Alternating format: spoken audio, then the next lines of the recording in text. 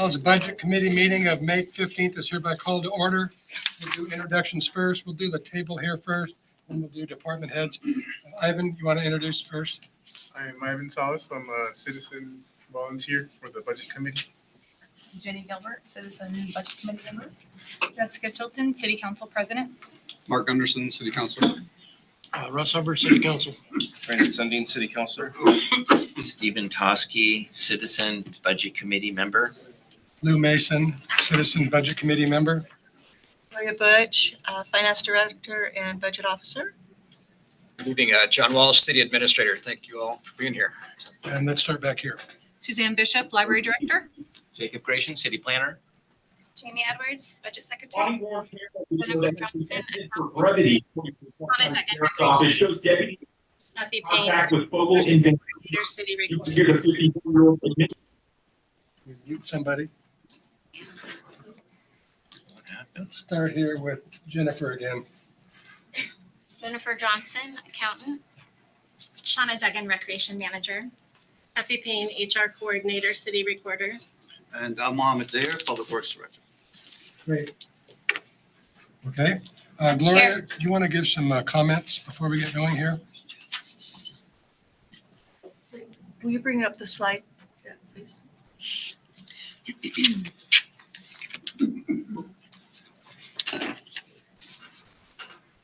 And go to slide 3. Thank you everyone for being here. I appreciate all the public here and we look forward to hearing your comments. Just a note to the Budget Committee. The role of the Budget Committee is to review, discuss, make additions or deletions, and approve the proposed budget by the Budget Officer. The Budget Committee's role is not to make management decisions such as establishing or eliminating programs or services. The next slide, please. So other than reviewing staffing adjustments made by management and preparing or revising the proposed budget, no specific personnel decisions will be discussed. Please be kind. Disparaging staff is not conducive to effective discussion and collaboration. It calls into question the committee understanding of what it takes to provide services to the community. Committee member comments that belittle or scorns a staff member erodes the morale of all staff, not just whomever is referenced or insinuated against, and it causes divisiveness among departments. Many of us are also members of the community. All of the city staff are dedicated to providing excellent customer service to our community. Disparaging staff in a public meeting by a committee member is a display of disrespect and poor leadership skills. Okay. Okay. We welcome public comments. Public comments are limited to budget items. 3 minutes. We'll have a timer on those. Please state your name and that you are a member, a citizen of the City of St. Helens. So first person, public comments. So Wait a minute. just one more thing. I wanted to show the next slide. So before we get into all of the discussion about a $42 fee and everything, we have some other options that we're going to be considering. So just to let you know that we're we're looking at various options tonight. And so it's not just the $42 fee or just cutting departments or any of that. We're going to discuss that stuff. Okay, thank you. Great. First public comment. Steve Topaz, I read the agenda, and in the agenda, Kathy Payne had a list of possible changes, additions, et cetera. It was like 40 or 50 lines. One of the lines was reducing time at the library. As I looked at this list, it was an amazingly good list of actual failure of the city. Things have gone wrong in the city and no one's been held responsible. Some of these things have been repeated. Ron has been on and on about the problems of the reservoir. There were problems with the police. There are mistakes that have been made. And each one of these things that has not been brought up for somebody responsible, including the council. Now, you made a thing about being rude. I brought up some problems when I was in council and I was censured. So the comment that Kathy made about this retaliation is a possibility here. But we have a problem with this city. We've had a problem with management not doing its job. We just had a similar problem over the business of the school system. Our town, St. Helens, is not doing very well, and we need to have somebody or a group of people held responsible. And as I say, this list that Kathy brought up showed a whole number of areas where the responsibility somehow was not held up for their mistakes. Thank you. Okay, and Steve Topaz, you are a citizen of St. Helens. Yes, I am. Okay. So next, I'm not good at speaking off the top of my head, so I'm going to read something. My name is Ellen Jacobson. I'm a resident of St. Helens. In addition to serving on the St. Helens Library Board, I volunteer at the library once a week. I'm disheartened that the library was singled out for staff and service reductions in a list of suggestions sent to the budget committee, and that no other department was targeted for cuts. I'm concerned people do not understand the considerable value the library provides to the community and the significant return on investment we get. As a board member and volunteer, I've seen firsthand the staff's professionalism and dedication to serving our community, and how the services the library provides enhances our livability, supports entrepreneurs and small businesses, provides safe development and socialization opportunities for kids and teens, supports individual development, and fosters connections. Eliminating library staff and or reducing their hours through furloughs will have a huge detrimental impact on our city. We'll see programs eliminated, hinder our ability to provide a cooling center, reduce auditorium and meeting room availability, and the associated rental for fees, and there'll be fewer items to check out. On a related note, I've seen that people have suggested that we just need more volunteers, and that maybe the library could be run by volunteers. And I'm concerned that you guys don't realize we already have 30 volunteers who provide over 950 hours of service. The value of their time is over $31,000 last year. But as dedicated as volunteers are, they're not employees. That's not their job. Life gets in the way. Additionally, if the library is operated solely by volunteers, we'd no longer be considered a public library by Oregon statute, and wouldn't have access to funding, including state-funded databases, or some reading program, teen internships, and other items.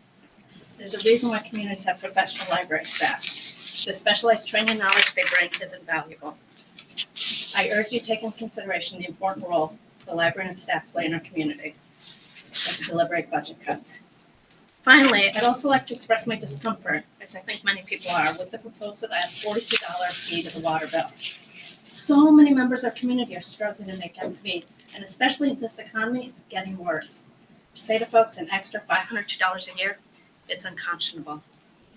I do appreciate the difficult and challenging decisions you have to make to address the budgetary shortfall. Thank you for the service to the community and the hard work you guys do. Thank you, Ellen. It's okay if I go next. My son's getting a little restless. I apologize. Sure. My name is Nicholas Helmick. I am a citizen of St. Helens. I just wanted to comment about the $42.10 fee that's going to be added, or potentially added, to the utility bill. I worked at Community Action Team. One aspect we're not really thinking about is they provide utility assistance, so we're going to be negatively impacting the amount of people that can get assistance to avoid getting their water shut off. ran some numbers using the city's website. We have around 5,000 housing units in St. Helens. So if each one of those are charged about $42, that's going to generate around $280,000, about $3.5 million per year.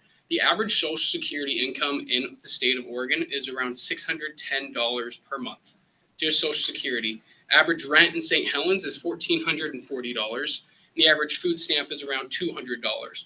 So if we were to add this fee to utility services, we're taking food away from children or even senior citizens who are going to have to choose between medicine or their food or even their house. So my proposal is potentially adding it either to property taxes, but that's still going to impact it. Or if you're going to charge it to corporations, maybe corporations need to pay their fair share when it comes to this kind of thing, as they do draw in more people. I don't think it should be a massive increase in tax because it's going to affect the most vulnerable people within our city. And if you're voting yes for this, then like I said, you're taking food off the table, you're taking medicines out of mouths. And it's just really, really upsetting, and it'll affect everyone. My wife and I are dual income. We have a single kid having a $200+ water bill with my wife's student loans. It's going to be even harder on us, and we have dual income. So I can't imagine someone who's single or retired having to pay extra on a fixed income. I did budgeting for a lot of our senior citizens here in St. Helens. They're not going to be able to afford that. So again, would you rather have food or would you have medicine? That's the choice you're going to be forcing people to take. Thank you.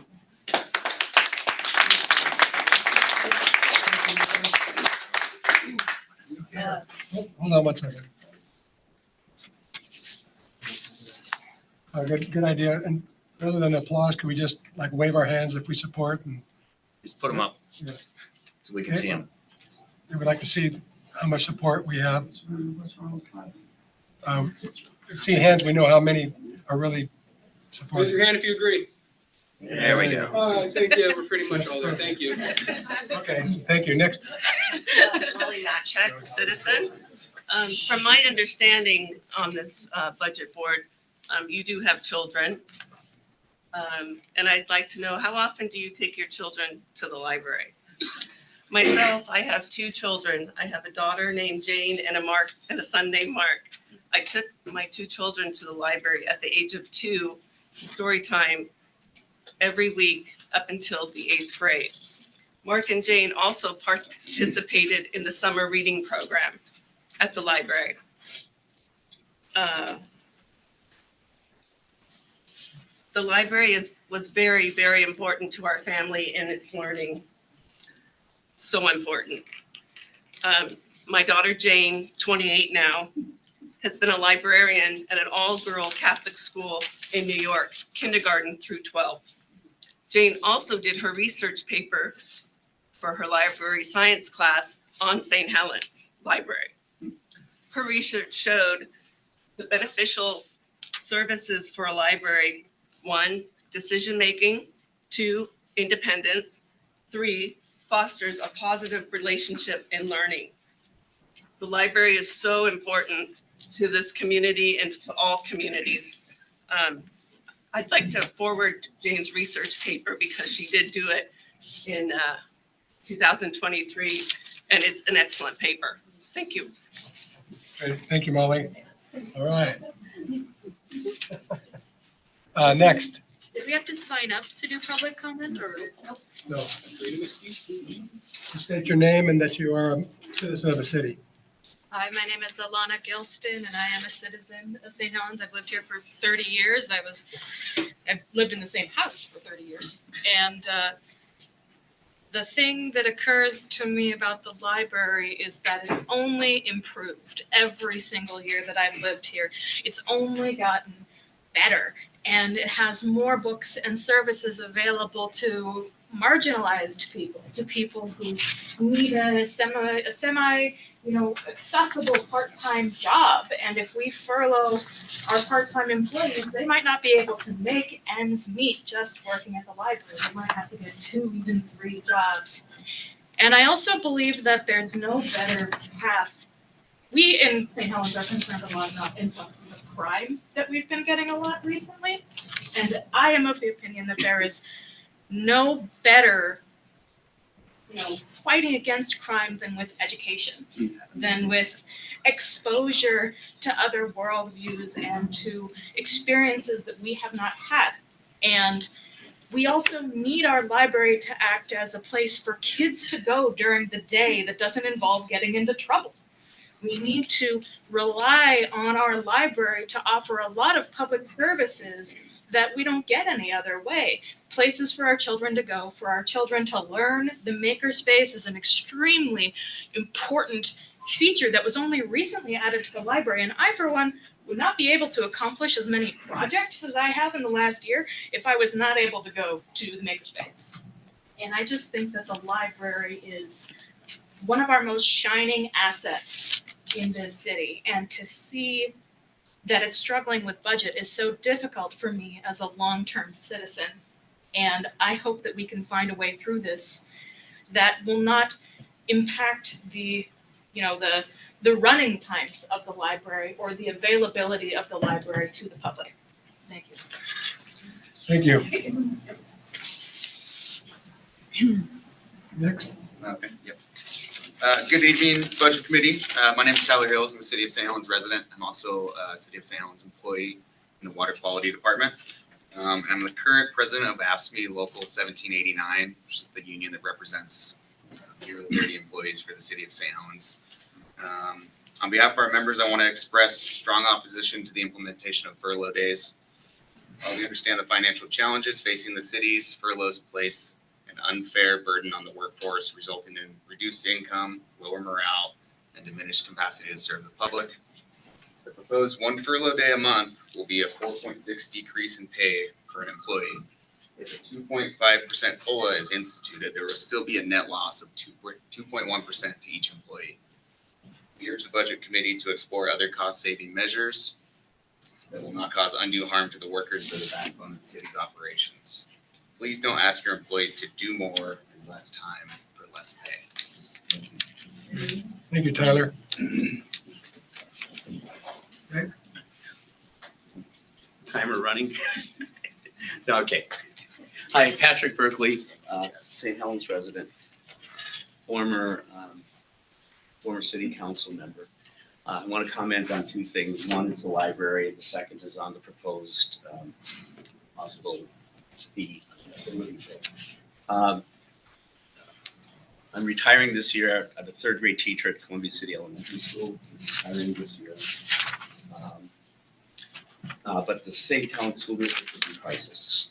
They're facing a $6 million shortfall. It's going to result in the loss of perhaps 28 teaching positions, 24 equivalent positions, full FTEs, classified employees, 2 administrators, but also 12 furlough days being proposed for children who not lose education. My concern is that for 12 days, parents be challenged with childcare burden. I'm trying to find that, but also children are losing 2 weeks of education. So with that happening, what can the city provide through library services, through the recreation program? This is an opportunity.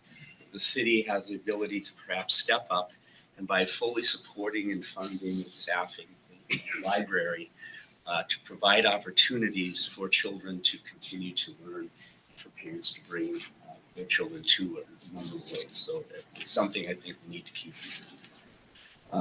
Secondly, with the proposed fee attached to the utility bill, I'm one of those who's responsible for the current $10. At that time when I voted for that, I thought that by now we would have a police station built.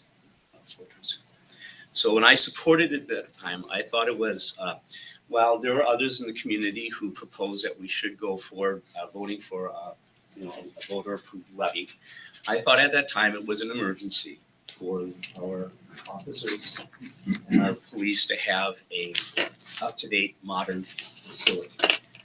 So I went against my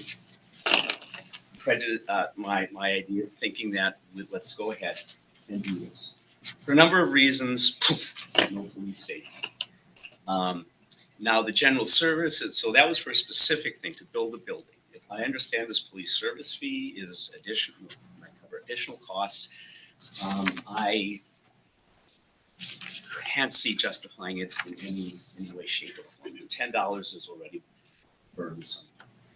And hope that the city will find other ways. Fortunately, again, I'll take responsibility for the role I played as a city council member in making decisions that got us to this point. But this is beyond the pale. And I urge the committee to really look at other things to solve the problem that also do not result in furloughs of employees. Great. Thank you, Patrick. Somebody else? Kumbaya, is that what you want to do? State your name and I sat on this budget committee 2 years ago. I went to the newspaper. This chart, which was presented 2 years ago, was published on the front page of the Chronicle. This is where we're at now in 26. This was the projection 2 years ago. 2 years ago, I wanted to do a across-the-board 5% cut. Couldn't even get a second. So you sat there, this committee, including the one I was on, and we buried your heads in the sand and pretended like this day was not going to come when it's right here. And it's been here for 2 years. Now you're here and it's like, who knew? Well, we did know, and you've done nothing about it. A 5% cut for the last 2 years would mean you'd have a surplus right now of almost $9 million. You've done nothing about it, and now suddenly you want to come forward and pretend like you knew it was going to happen. We all knew you needed to talk with your union 2 years ago and do concessions and say, no, we're not going to have cost of living increases. Yes, you're going to take some budget cuts. That's what it's going to take. We're not going to spend $23 million on a waterfront that we can't afford. We're not going to build a police station that we can't afford. Those are the things that you've done, and you've ignored it. Now you're here and you're saying, oh, let's just put a fee on it. Let's just be honest. Let's call it a fuck-up fee and put that on your water bill, because that is what it is. It's not going to be $42 either. It's going to be closer to $50. By the time you add the percentage of the water and sewer increases, that $42 will be almost $50. Actually, it's going to be over $50.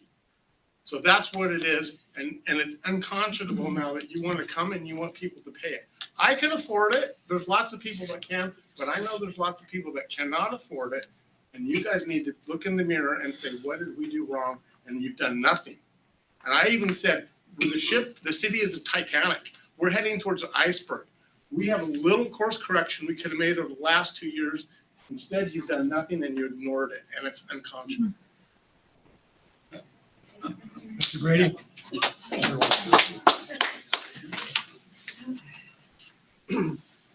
Hi, I'm Ganon. I'm a local resident. These guys hit it on the nail.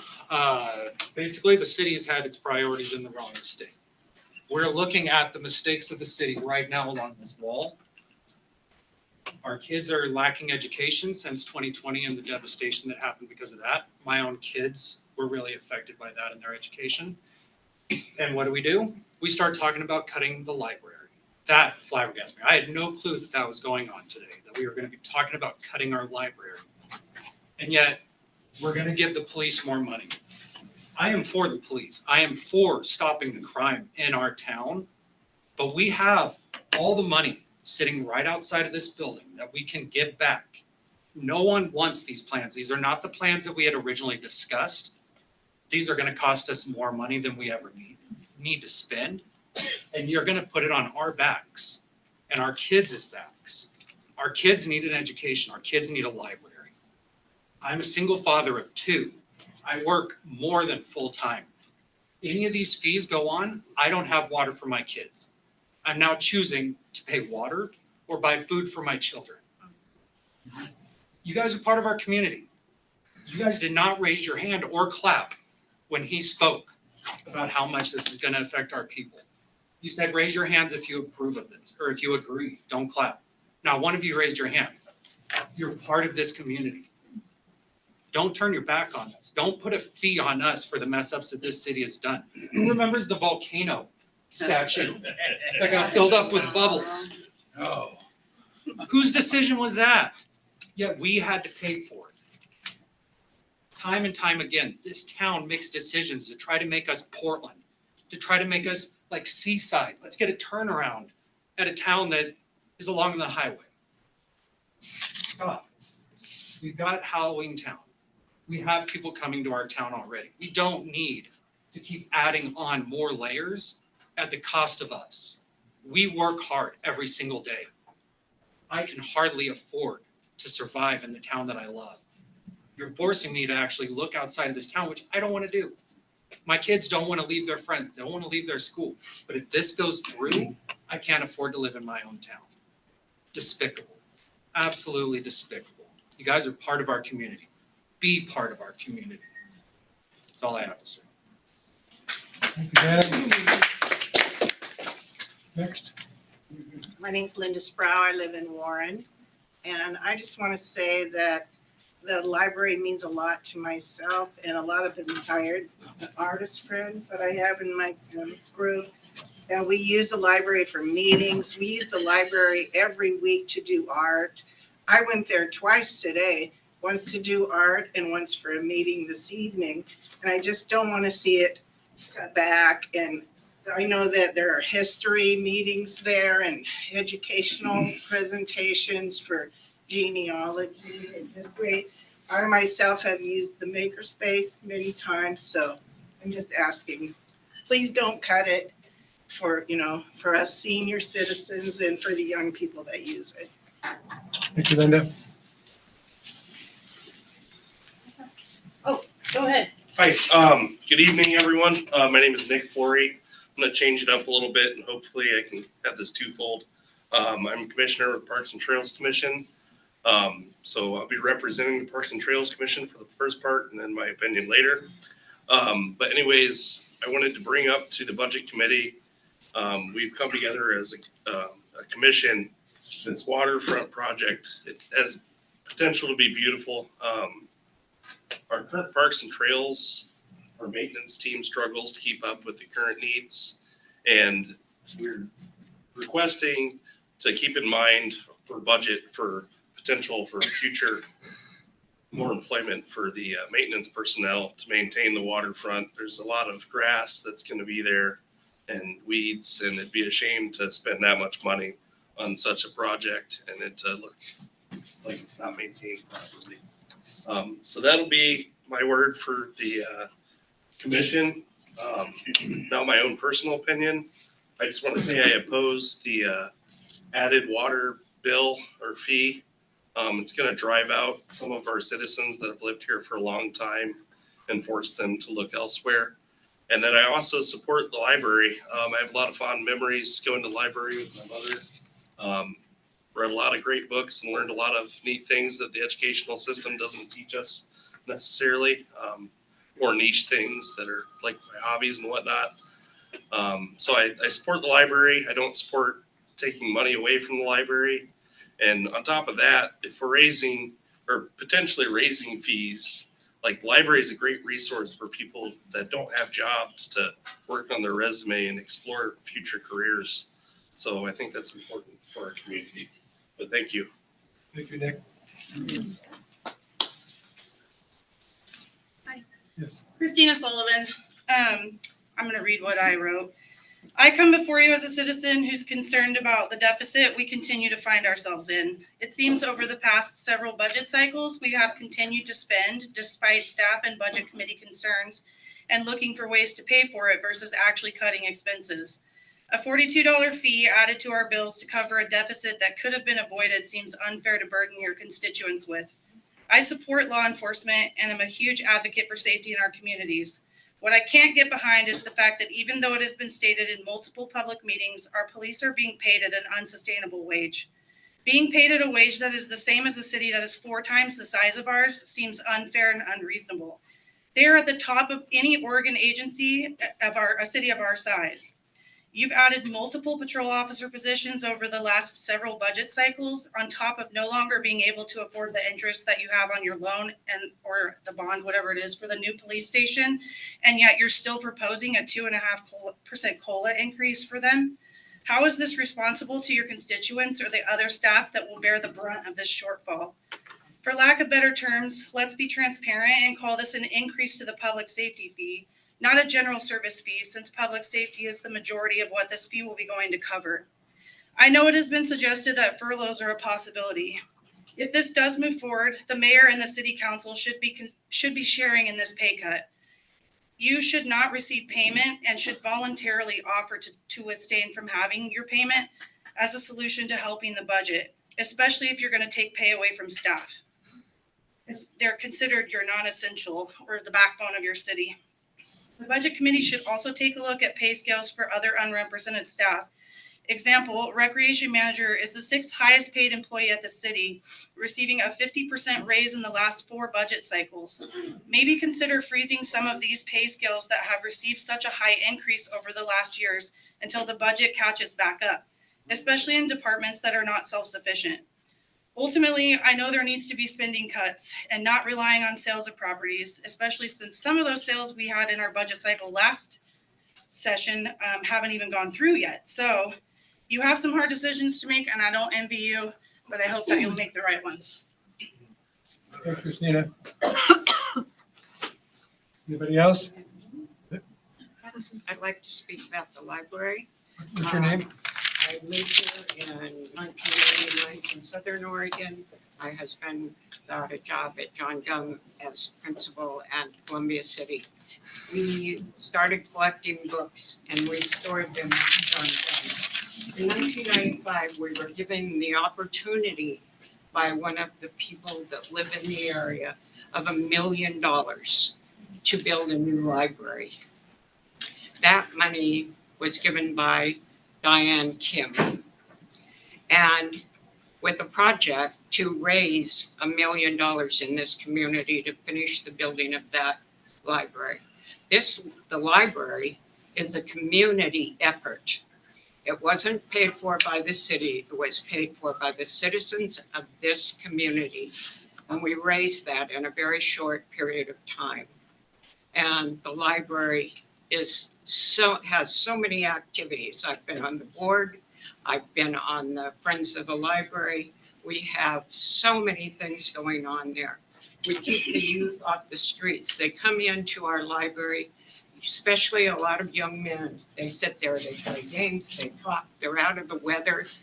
We do projects for people. We don't charge for a lot of our projects. Our kids cannot afford to go to, a lot of our kids cannot afford to go to the zoo or to OMSI. It's too much money, it's too far away. We need to be open to give these advantages to these kids. We provide them. We have the reptile shows, we have different things for the kids to come to in the summer. Our library staff is excellent. If we lose them, we will lose a lot of very good people. And I don't want that to happen. They spend a lot of extra time there. They do a lot of extra things. We sell books in the hallway for 25 cents to $1 for the Friends of the Library to raise money to help the library with projects. And if you look at what children's books cost today, $27 for some of the hardbacks. People cannot afford that. We need to be helping. We provide a place. There are so many things going on and so many people meeting there and doing things there. We need to keep the library's budget. And I would appreciate it if you'd think about that when you're doing it. What was your name? What was your name? Charlotte Hart. Great, thanks, Charlotte. Am I allowed to give public comment from Zoom? Not yet. Okay.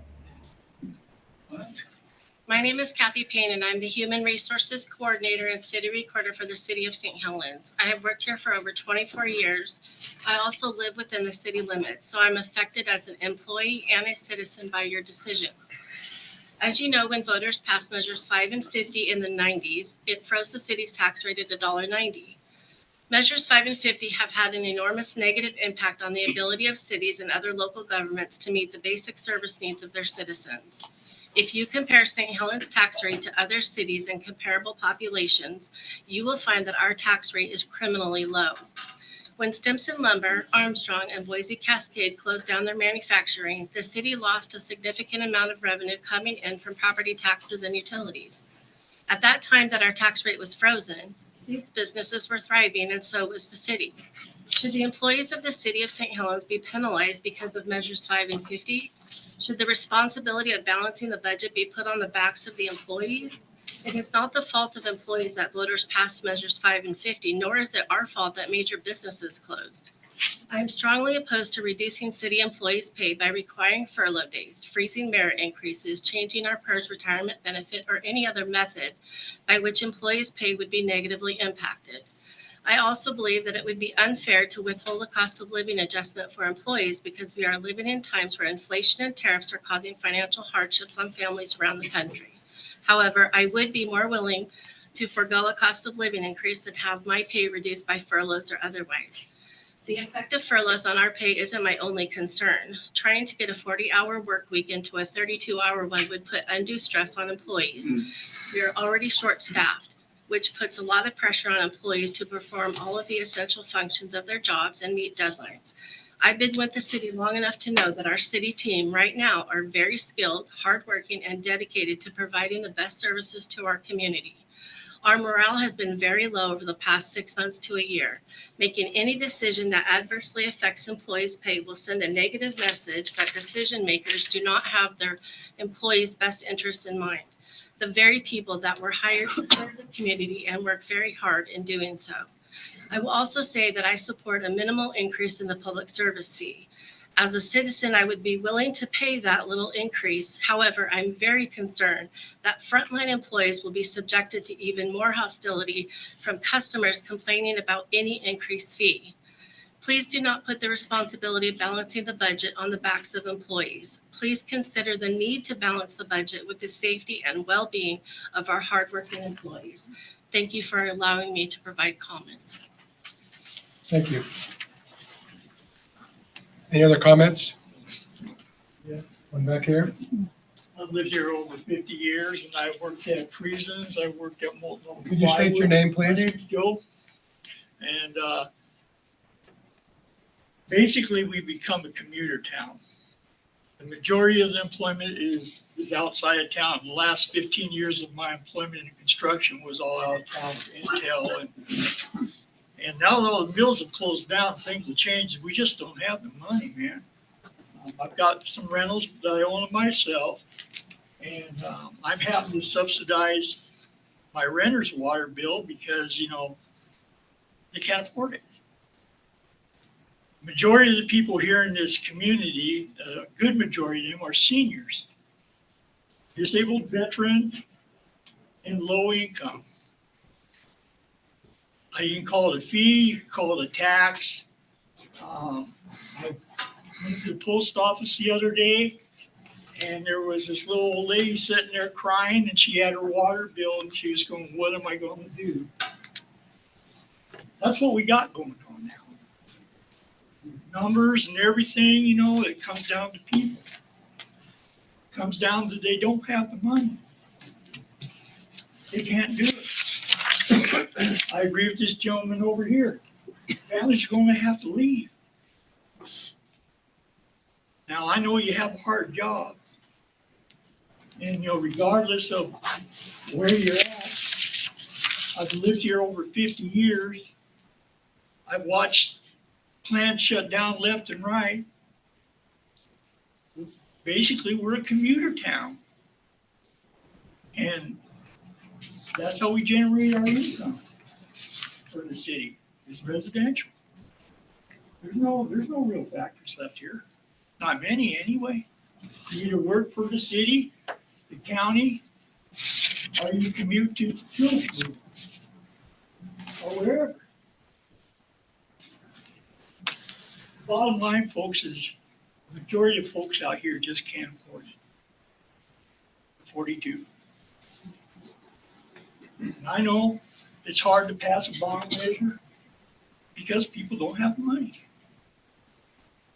And everything's getting more expensive. By the time you pay for gas, you go to your job, come back, pay your mortgage, pay your taxes. There's not a lot left. I think this lady's right, it's actually some of it's coming out of people's mouths. So I'd like you to really think about this $42. Because it's more than just money. Thank you. Thank you, Joe. Any other comments from the audience? Yep, we have one here. Yep, my name's Wayne. I lived here for 30 years. And I got a question. During COVID, we paid $5 a month for a water bill for a rec center that we couldn't even use. Now we're paying $10 extra on our water bill, and we still can't use the rec center because the police are in there. Where's the money going?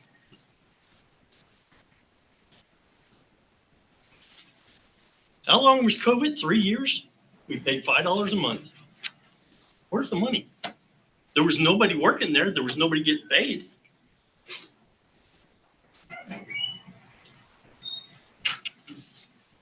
Okay, thank you, Wayne. Did we have comments on Zoom? Yes, good evening. My name is Joanne Doan. I am a resident of St. Helens. I am a therapist here in this county, and I work with the majority of our most vulnerable clients whose insurance are provided by Oregon Health Plan. And I can tell you that the increase that is potentially being proposed to the water bill, as has been stated so beautifully before me by my colleague at CAT, will have a significant impact on the most vulnerable population of our city. I'd like people to remember that the human body itself is composed of 60% water, and the average human can only survive for 3 days without water. The significant increase, even in my own household, when you add also in the 2.9% fee increase for water, the 8.1% increase for sewer, and the 19-cent increase for storm, on top of the 4210, leaves my own household with a 36% increase in a bill, which is hard for me and leaves me considering how long I can stay in this county that I grew up in, where I firmly believe in providing mental health services to those who have difficulties accessing it. The impact that this will have on my clients and the lack of services that we have to be able to support funds for them to access help with utility bills, whether that's through CAT or through flex funds at Care Oregon, is not enough. You're asking people to pay extra money that they can't afford, and it puts a direct threat on their health, their life, and their safety, because they will not be able to access a basic need. We need to find other solutions. I know that that is difficult, but I just read through 70 pages of ideas prior to this meeting. The solutions are out there without adding that significant of an increase that will particularly affect the most vulnerable. And we need to be thinking more and more outside of the box and not coming around to, when our levies and our measures are voted down, figuring out another way to get it put on without voting and by exploiting the most vulnerable people in our community. Thank you. Thank you. Any other Zoom comments? Hello? Yeah, I would like to go. Hello? Hello? Hi, my name is Shauna Harrison. Can you hear me? Yes. Hi. My name is Shauna Strop Harrison, and I started the petition that almost has 500 signatures in regards to concerns about the $42 proposed for the water bill. I'm going to say what I wrote. I write this with a heavy heart. Personally, I did not want to start a petition. I've watched the city and its civility deteriorate. I was concerned about the vindictive behavior and personal attacks that have evolved. As a person who has made a stand and advocated accordingly, our current state of affairs in the city is disheartening. However, talking to people I care about in the community, some of our most vulnerable elder citizens on fixed income, I had to stand up for them. It is clear that the current financial state of the city is in peril. Our credit rating has been downgraded from AA to A on the S&P Global. The downgrade was attributed to 70% decrease in available reserves from 2020 to 2024, weakening the city's financial position. As a volunteer with seniors and someone involved in the community extensively, the exorbitant cost of the water bill has continued to be a real burden for local citizens. Thinking of increasing it on the average $135 a month fee, which is already super exorbitant, it would be over 30% if you chose to do the $42. The idea of even considering a fee this extensive feels cruel to the backbone of this community. The homeowners and renters have ultimately paid for it all. A reasonable solution has to be found that encapsulates everyone within city departments taking provisions. Is the mayor and city council willing to consider taking an income reduction? City workers such as administrators and engineers, along with other departments as well. It feels short-sighted to continue to put the burden on existing consumers, including ones who are paying for stormwater infrastructure that isn't even available in their neighborhoods. Meanwhile, projections for proposed developments and the burden of new infrastructure to support it continues to burden the existing consumers. There will be no shortage of cost involved with bringing sewer to Millard Road, a projected sale that the city is depending on that hasn't transpired yet. One of multiple projected revenues along with timber that is in an unknown crux of when the windfall revenue will come to fruition. The city has an obligation to find real solutions to create sustainable revenue while navigating shortages and budget cuts. Many of the citizens I spoke to shared their disappointment in the wasteful spending on the things that are not of necessity, including ventures geared more towards tourism and leaving the heart and soul of this community with the tab. It's not lost on me that this didn't happen overnight and the warning bell has been ringing for years now. I realize there is a lot of blame to go around, but it's how we find a solution that doesn't disappropriately affect the local citizens that matter. They and small businesses are the people who seem to keep taking the continual backseat to the city of St. Helens' lofty expectations and visions for its future. This bedroom community cannot afford to hoist up the city due to its lack of ability to attract industry and a substantial business tax base. We all live here. We deserve a more collective approach on making concessions during budget cutting times. The city needs to come to realization we can't continue to move forward with things like the waterfront, which is unsustainable at this point and has cost a ton of money for a community that is already making cuts throughout their homes. The current online petition it's almost at 500 signatures. I wish you guys the best. I know it's not an easy job, and peace, love, and health to us all. Thanks, Shauna. Any other online comments?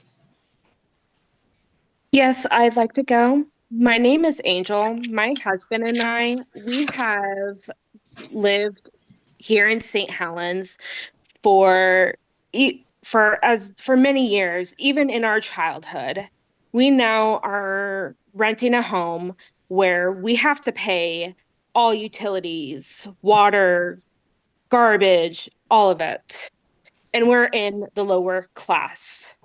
We now are starting to wonder, how are we going to pay with this huge increase when we are already going from paycheck to paycheck?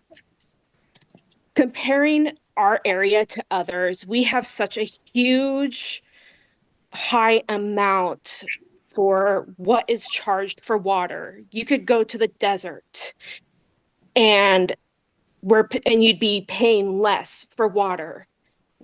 We are sitting here at the edge of one of the largest rivers, and we are being charged such a huge amount. And there is much more other people that is also lower class and also surviving off Social Security and all other incomes that are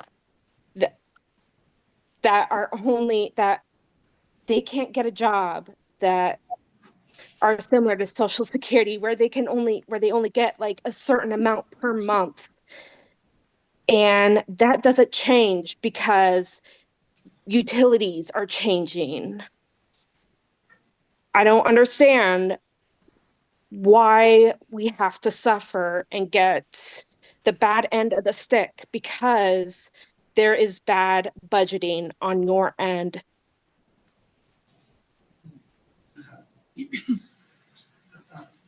Okay, thank you, Angel. Any more comments? Yes, my name is Jameson. I actually grew up here in St. Helens and I married a man that was in the military. We have lived in Las Vegas, we have lived in Arizona, we have lived in California, and we have never paid as much for water as we have paid here in my hometown of St. Helens, Oregon. To expand on what others have said, it is not our fault in the community that you can't budget money and you expect us to continuously pay for the exorbitant amount that you want us to pay for water. It's absolutely ridiculous. Thank you.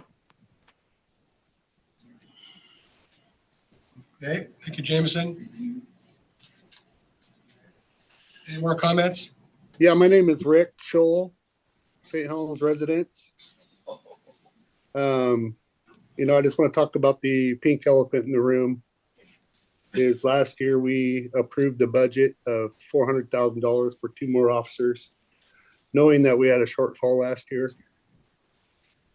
I look at a 108-page report and I see that there has been forged ORPAT tests, maybe potentially. It's not a lot of money, but I would definitely look into that if I was the council. I look at our percentage rates per 1,000 officers. We're at 1.67. Albany having 1.14 per 1,000 officers. St. Helens falls in a high category of per 1,000 officers per 1,000. They are some of the highest paid officers in the state. Yet we approved another 2 positions last year, and if you recall, we also were threatened with no 24-hour service. Their budget has went from $2.4 million when I first came into office, because I'm your former mayor, to $6 million this year. That is $3.6 million. The council has been through at least a couple budget cycles. Most of you 3 now, some 5. We have known that this has been coming for quite some time. The properties were supposed to be sold, timbers should have been cut, and here we are. We have millions of dollars in timber and we have millions of dollars in properties. The waterfront, I will speak on that a little bit because I think our Public Works has done a phenomenal job with that. It's completely paid 100% by an urban renewal. It does not come out of the general fund. So I hope that we can enjoy the success of that when we get ready to do the ribbon cutting for that. That will bring in revenues. That will bring in businesses. We are in an area now where the council has failed to act, the entire council, because even the new mayor was on the budget committee last year to either talk to administration and get timbers cut, property sold, because there's a bunch. And that inventory is very large. When we needed a water filtration system 15, 20 years ago, they clear cut our timber to pay for it. It was $11 million. So I think you need to take more extreme measures, tighten up your belt, get proactive, and make it happen. $42 is not going to cut it. I was asked to, and again, in the report, a 108-page report, was asked to vote of no confidence, and in that same meeting, they wanted us to adopt another $15 to the water bill. So yeah, this is about public safety. It's exactly what it's about. I'm talking about that. I highly respect our men and women in the St. Helens Police Department, but we cannot afford it. We need to take one of those positions back that we added last year, and we need to deal with being probably at maybe 1.14 like Albany and providing 24-hour service. That's at least a couple $100,000. So you guys have some tough decisions to make, but council, you need to get active and implore staff to get busy. Thanks. Thank you, Rick. Any other comments?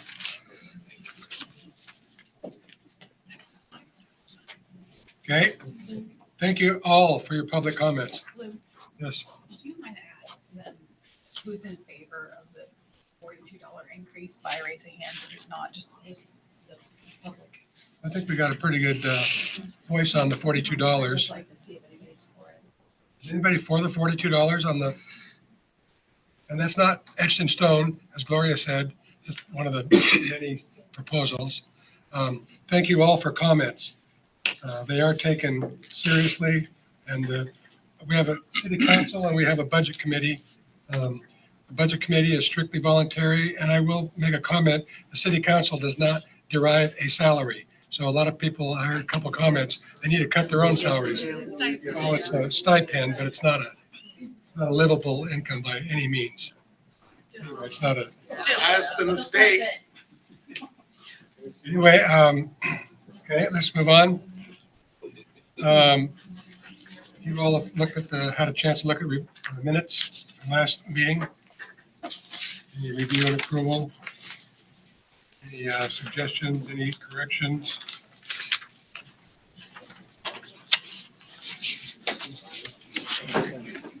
Is there a motion to approve? Make a motion to approve minutes. I'll second. Moved and seconded to approve the minutes from the meeting of May 3rd. All in favor? Any opposed? Minutes are approved. Staff revisions. I can't hear you, Lou. We take a 5-minute break. I think that's a good idea. Take a 5-minute break.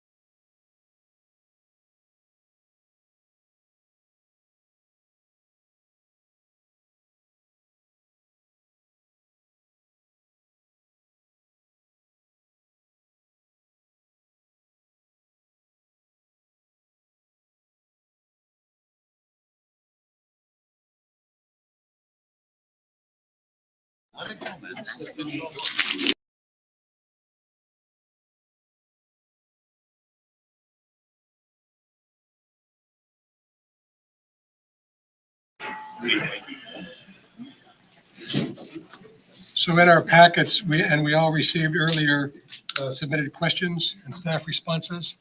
Are there any specific comments and questions on these? There's like a good list of questions. We're hoping that you all had time to review those and look through them.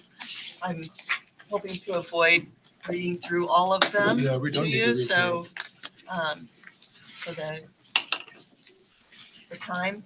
So if there's any of those specifically that you'd like to visit, we would like to hear your questions if there's anything on those that you want to talk about. There's a couple more minutes on this. Yeah, let me get this pulled up. I thought we were gonna go through them.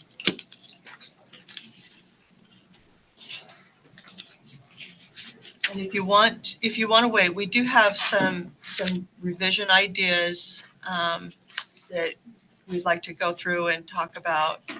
And then we can revisit the questions if you want to do it that way. Yeah, that sounds good. Committee up to that? Okay. So the slide that we have up now, and you've got, you have a copy of the slides too. So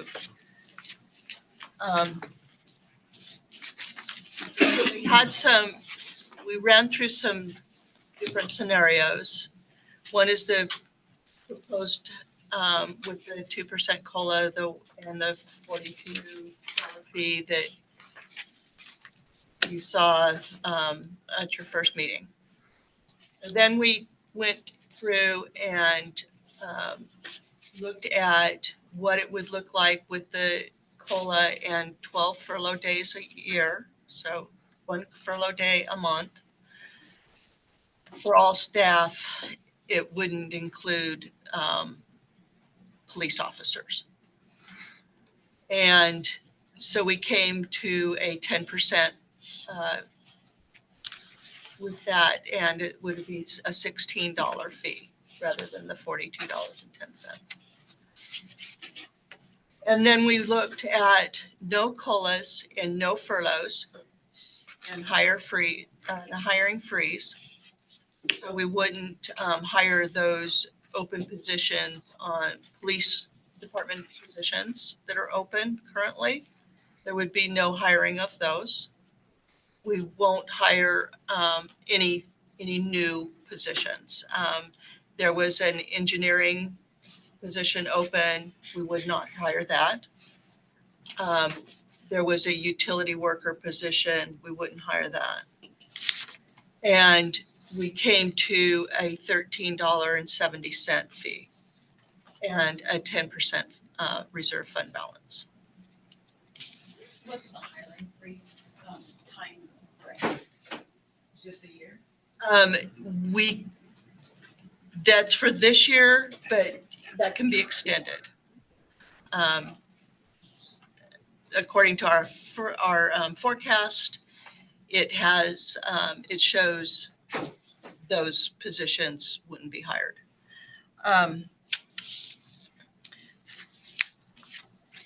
So go to page 7. So you'd asked for history on how we got here. And you've got a printed copy of the slides. This kind of gives the history, and this is what Mayor Schol was talking about as well. A lot of the increases over time has come from the police department. And he's pointed this out a number of times. It's significant, and the police department just keeps getting built up. So go to the next slide. So what we did was,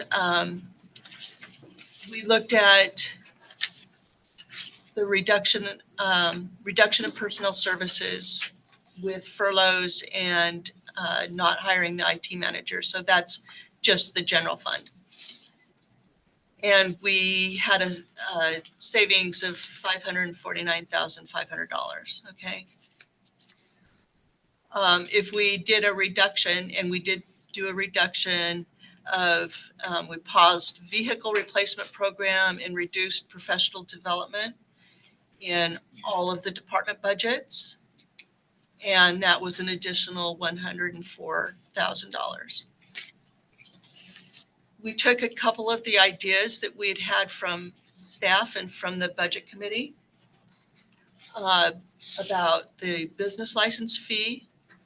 And so for multi-unit residential rentals at $10 per month per unit, and then commercial rentals to $20 per month per unit, that adds an additional $146,000 estimated to our revenue.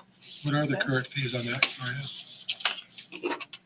Jamie, do you know what the current fees are for For business business licenses? It is $20 a year for residential per unit and $50 a year per unit for commercial. So this charges a monthly fee rather than an annual fee. Was there a calculation if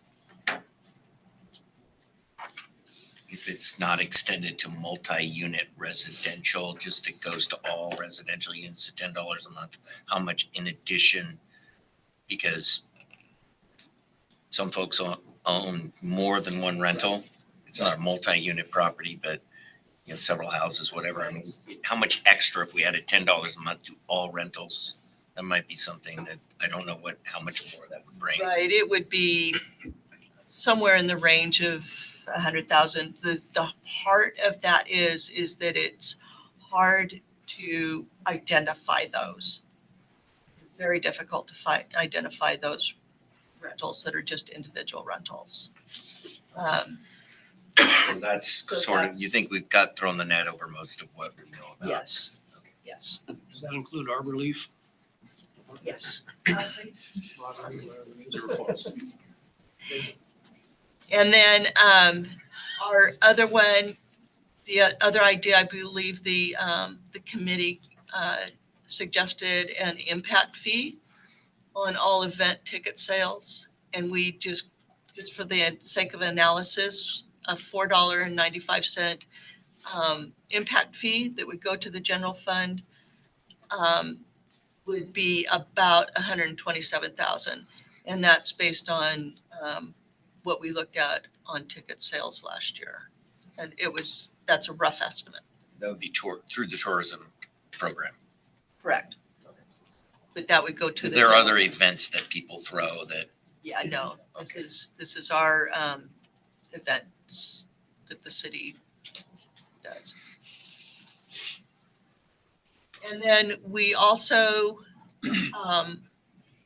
among staff, we're also going to be reviewing the building permits, plan reviews, parks and recreation fees. So we'll look at all of those in order to, and we'll go through the council process with all of our fees and with the updates. Okay, so next slide, please.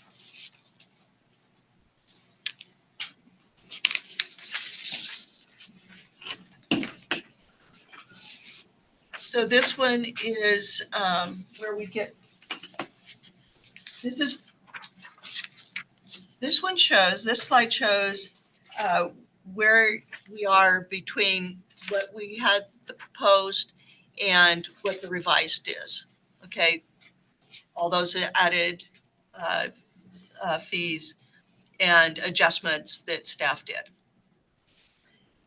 And you can see that the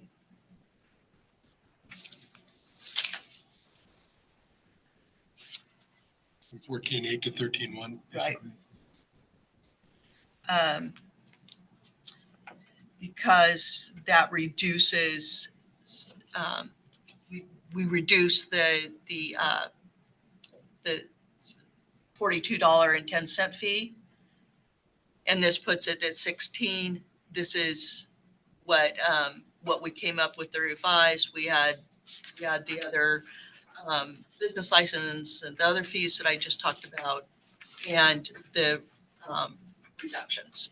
Is this the forecast with $16 fees? This is not the forecast. This is just to show you between the proposed and what the staff revised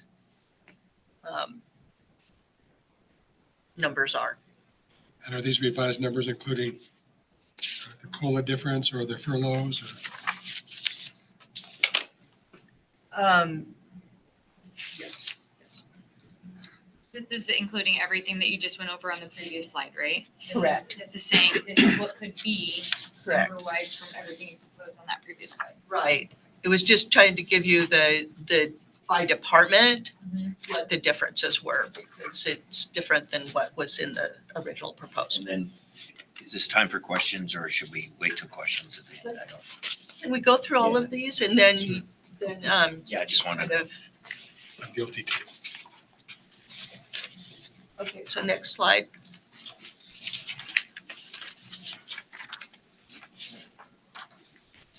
So what we would like to talk about is whatever adjustment we want to make to a public safety service fee, police service fee, basically. If you want to do that, if we want to do some reductions of the fund balance from the original proposed budget of at a 17% fund balance, we reduce it down to 10%. That's about as low as we would want to go and be fiscally, stay fiscally healthy. I'm sorry to interrupt, but Yeah. I thought we were calling it a general service fee. We were, but with discussion with the committee and staff, we call it what it is. We need to pay for police services, right? That's what is really pulling down the general fund.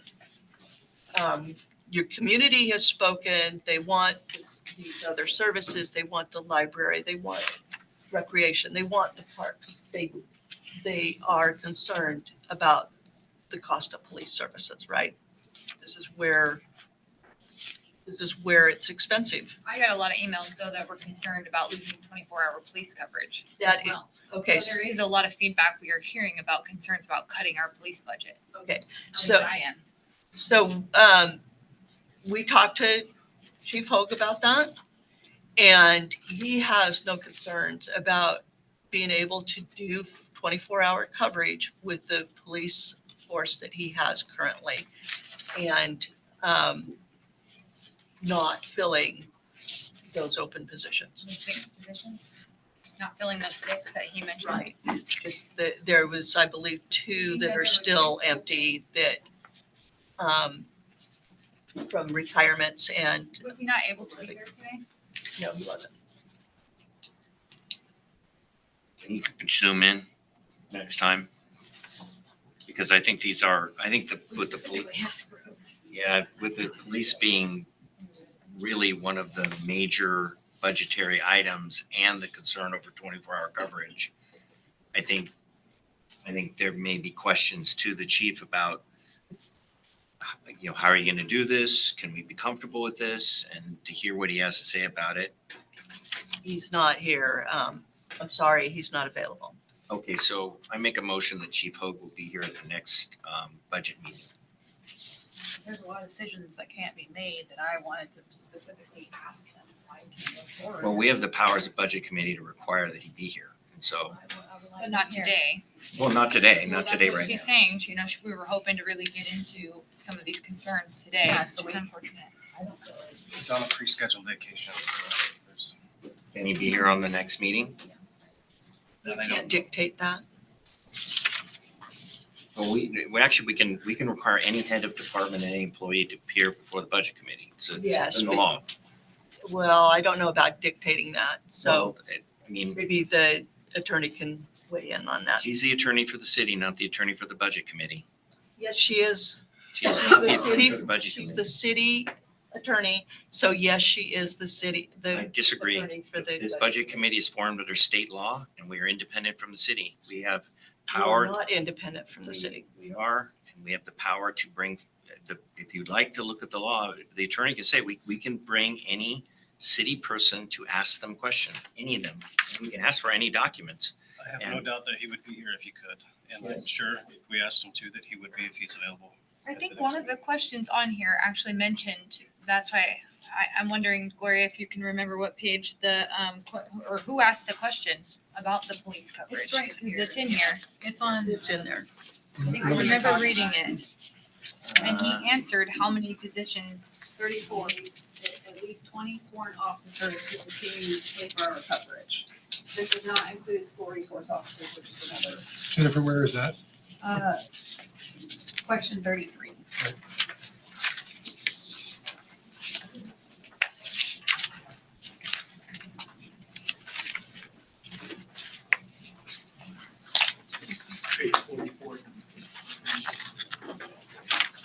So how many sworn officers do we have right now? Simple math equation, right? If we need 20, he says we need 20, how many do we have right now? I think it's in the proposed budget. 22 or 24? I believe he did say, Gloria, that 24. Number of sworn officers in our proposed budget, it says 22. Yeah, mine was personnel. That's without at those page 46 positions- of 125. I believe he did say without those positions it can work, but it still involves a lot of overtime. Right. Which is very expensive. So Brandon, do you happen to recall what the amount of officers is he feels like we need? Just, I'm looking at what it says here too, at least 20. I know there was another question also that he had. If you, I'll just research police.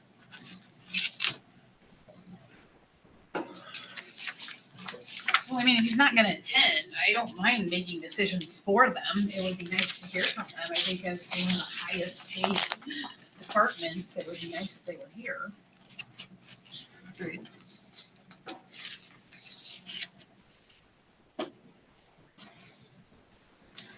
Specifically, what would you want to know? Like what, how many officers I it's going was- to take, how many they have and how many it would take? I had a whole list of questions for them, specifically because they are one of the highest paid departments, and I just want to know if we can get money out of certain places without other people having to be laid off. Great. We wanted to ask if there are additional savings that he suggests that could come. Because obviously we have a different chief than we did last time. So there, the police department vehicle replacement program is pretty aggressive, and so they have cut that off. So they won't do vehicle replacement this fiscal year. So they'll that has reduced their budget by quite a bit. They have done some other reductions, but as far as any further reductions, I don't know. Or do they still take home vehicles? Do they still do that? From our knowledge, they are not doing take-home vehicles other Unless they're than on the. call or something like that. Right, correct. No, question 11 additionally addresses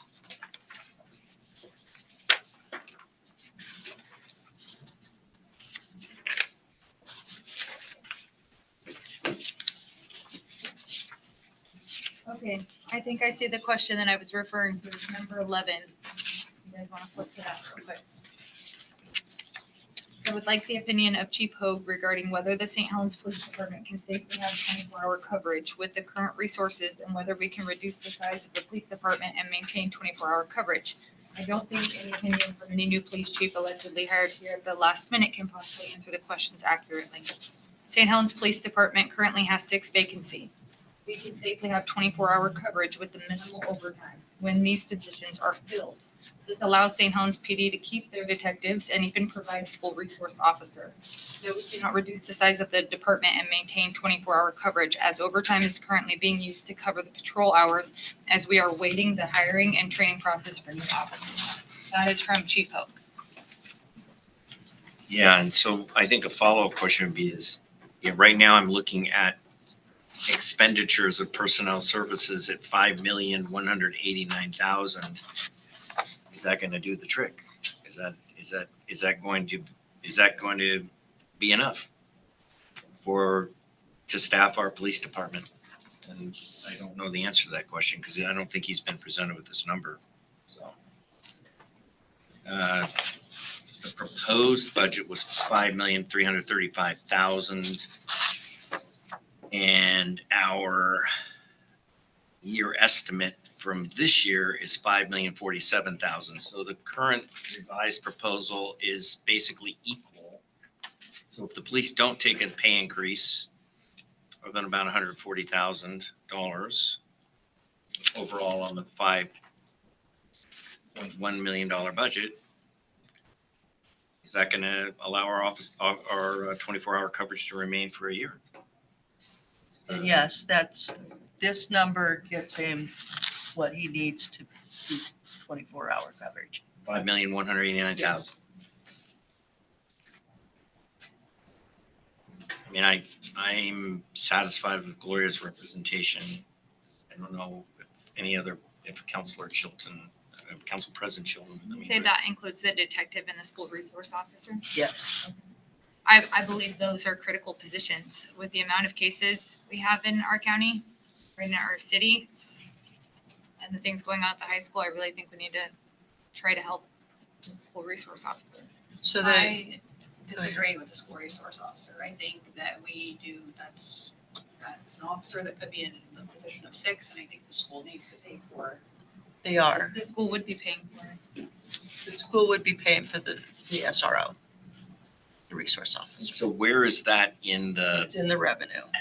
Okay, and then is that in the proposed budget revenue? Yes. So do you mind if we take a look at that? Because I do think that it's, I know that the state is going to 41. require a school resource officer. 41. Page 41.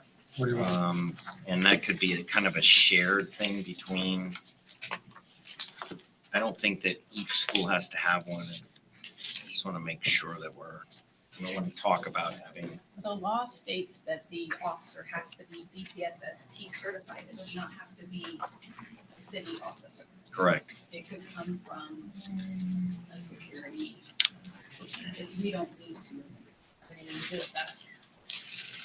So is this an intergovernment revenue? Is that the item at 170,000? Yes.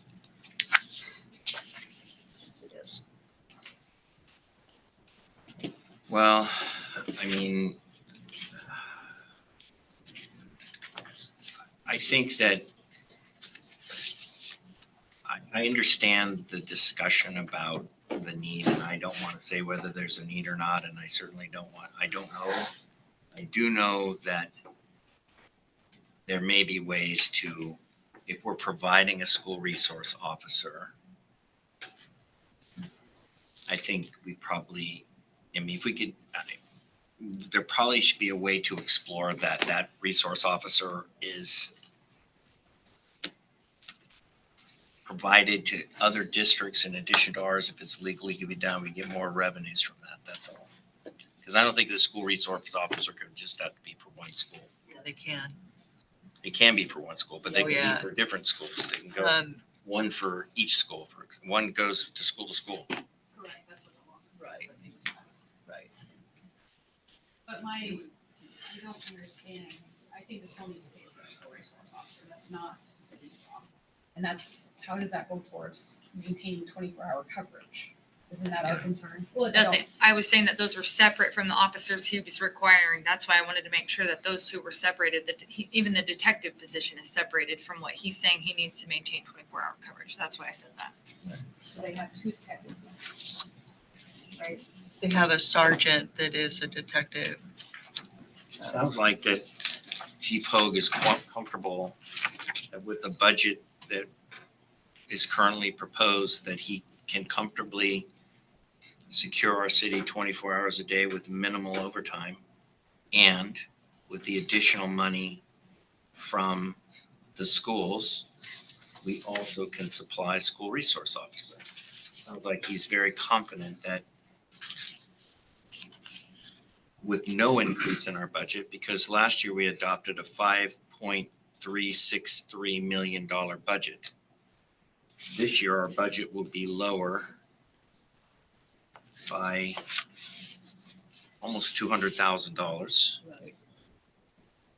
We will have additional revenues to make that up, or an additional position to help the schools. And we will be able to have 24-hour coverage with less strain on our officers and less overtime.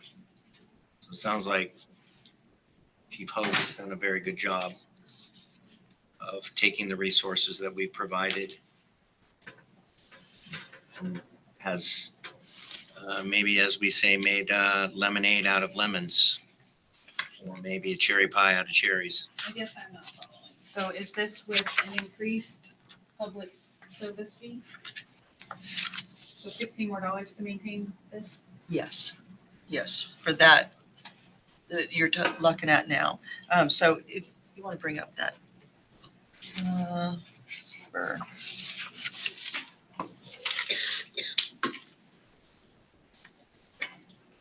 I mean, is all of it, all the $16 gonna go to the police? Is that what we're talking about, or is? Yeah, that's what, I think it would be more reasonable to apply that to pay for police. And but then the remainder of the budget would go, then the rest of the employees of the city we wouldn't have no furlough days, and so basically this is what we need to, the minimum amount that we need to fill the gap in police funding. What does that put the reserves at? So we're talking about a few different options. So I see that we're getting blurred here between the options, okay? I'm blurred. Yeah. That's what the 10%, Gloria, that's what the 10% reserve, correct? Yes. $16 fee, no cuts to staff. The $16 fee, let me see. Trying to track it right here. So the $16 fee would be, so she's got it back up there. So to be the COLA, 12 furlough days, the $16 fee.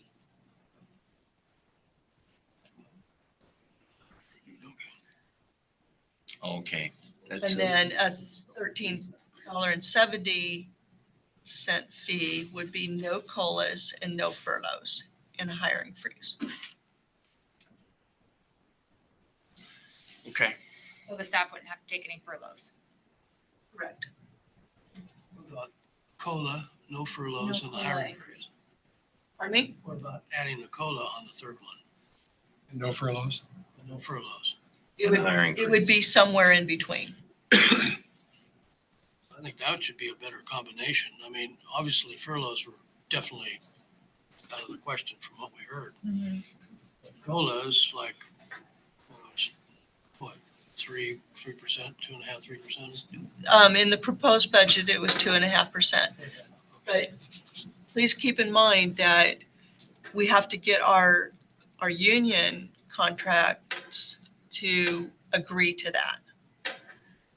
So, It's kind of a guess. yeah. 2.5. So in the proposed budget, we've done a 2.5% COLA across the board. But we are in contract negotiations with the police association and ASME. So we would have to have them agree to no COLA and no, in order to be able to get to the no COLA, no furloughs, and keep our fee down to $13.70. or have them agree to a COLA, no furloughs, and a higher freeze at a little bit higher rate, probably $14, $15. Right. Just making sure I'm tracking correctly. I mean, I've done a fair amount of research. Well, first and foremost, I want to say that I think our city staff and the city people provide excellent services for the people of our city. And all of the things that I read, and I read every single page of the comments, I didn't hear one comment that we aren't getting what we're paying for as far as the performance of our staff. And it's just the opposite. People are complimenting how much benefit they get from the city and our employees. And so I think that paying people well that are doing a good job is something that gets us further in the long run. It makes us good. And we're not perfect, but we're not looking at 100 pages of complaints. We're looking at 100 pages of how great things are and how people want to keep it the same. So I want to say that. Having said that, I think our people are well paid, and I'm hoping that with a very modest pay increase or no pay increase for 1 year, we can see our way through this tough time. So those are my comments on that. I know we're not alone as a city. Portland has a $93 million shortfall. Eugene has a $23 million shortfall. They're talking about cuts across the board. So we're not alone. I know our citizens say they might have to move somewhere. It's not pretty anywhere. And I think on the spectrum, we're at the lowest, very low part as far as what charge our citizens. Someone made a comment about the water bill. I'm curious about that. Do we have the highest water bill anywhere? I don't think so, but I didn't investigate that. The $16 and $13.70, that's not in addition to the 10, isn't that? So that would be separate of, yes. So 2370 is what it would go up to. Right, and we also, on the public safety fee for the facility, the public safety facility fee, we were looking at a 30-cent increase on that in order to cover debt service. And is that including all this?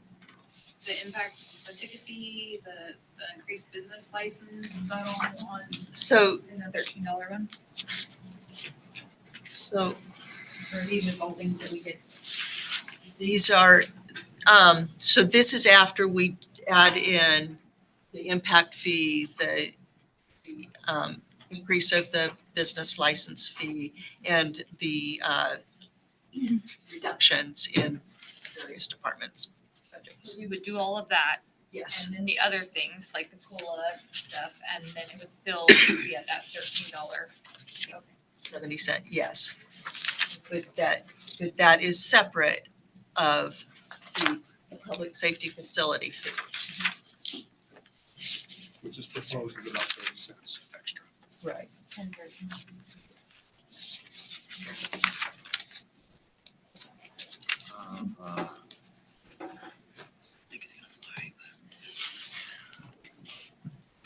I've got a question. I feel like this is where we were at last year with the $15. But then we were proposing $15 on the water bill last year, and then it ended up going to the levy, and people said no. I feel like people just said no again today. Honestly, I'd rather see cuts than add $13 to the water fee. What do you think we should cut? I think that we should cut some of the police budget. They're our highest paid department. I just think that's shocking and unreasonable. And after what went on down there and some of the stuff we found out, I don't think that they need as much money as what they're saying. I'm sorry, I just don't. Yeah, I think that,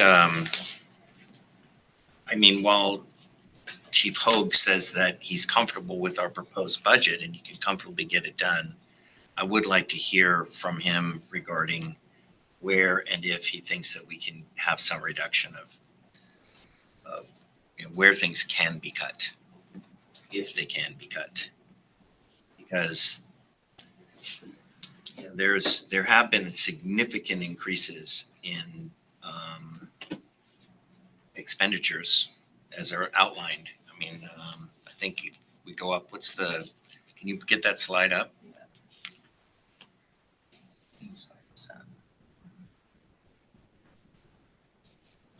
And I don't think it's about not supporting the police. I think it's trying to find ways that we can,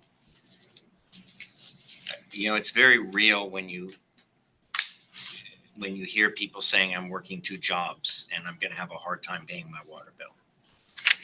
And when people are saying even $10, one of the comments from staff was how many people come when they pay their water bill and talk about even that being a burden. And so, So our frontline staff, absolutely, they do. They get some really tough customer calls and people coming in. It's a hard job. and then, Patrick Berkeley talked about the $10 being something that was hesitantly done. And so I think that we should tarry long before we impose more. We can find a way. I agree, and I feel like there's just been a history of mismanagement, unfortunately, of money, and I don't know why we're punishing citizens for that. I think it needs to come out of the departments where we can make up for that before we go to essentially a tax without voters' approval. That's what I would like to see. Can you pull up that slide that shows the increase in the slide that was showing the increase that you said, Rick Schol kind of mentioned this increases. The history? Yeah. I think that's number 7. Okay. So from 2021, 3.36 million, 2022, 4.3 million, 2023, 4.17, 2024, 5.13. Yeah. I mean, that's significant jumps.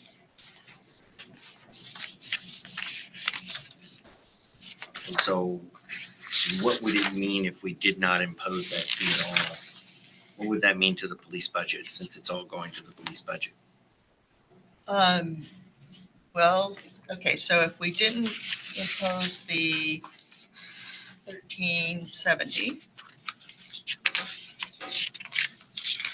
And just cut the budget. I don't know.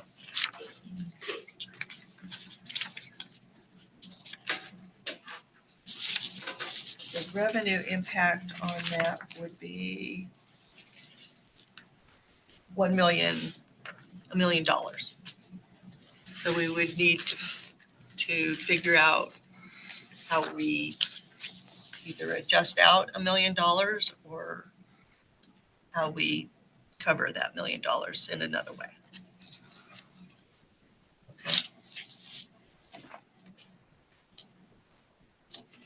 Okay, so then that'd be, and everything else remains the same. And then there'd be $1 million, and that would be $1 million down from 5.189. If you want to take it out of solely the police department budget, yes. The other caution again is that I'm not saying what I want, I'm just talking. I just wanted to Just say, numbers. the other caution again is because we're still in contract negotiations with the police association. So they have not yet agreed to a no COLA. So we don't even know if they agree to that after our conversation and voting. Right, and we probably won't know what that agreement ends up, the contracts, both union contracts, we probably won't know what they agree to by the time we have to adopt the budget. Likely in June or line that would come out, right? Exactly. Then what would be the consequence that we say, this is what we got, agree or don't agree? We would have to make some budget adjustments after it's adopted. Well, I know, but the police would either say, whether the union is gonna walk out of the city. I don't know. I don't think they can legally I do don't know that. how that works. So, I mean, okay, all right, that answers questions then.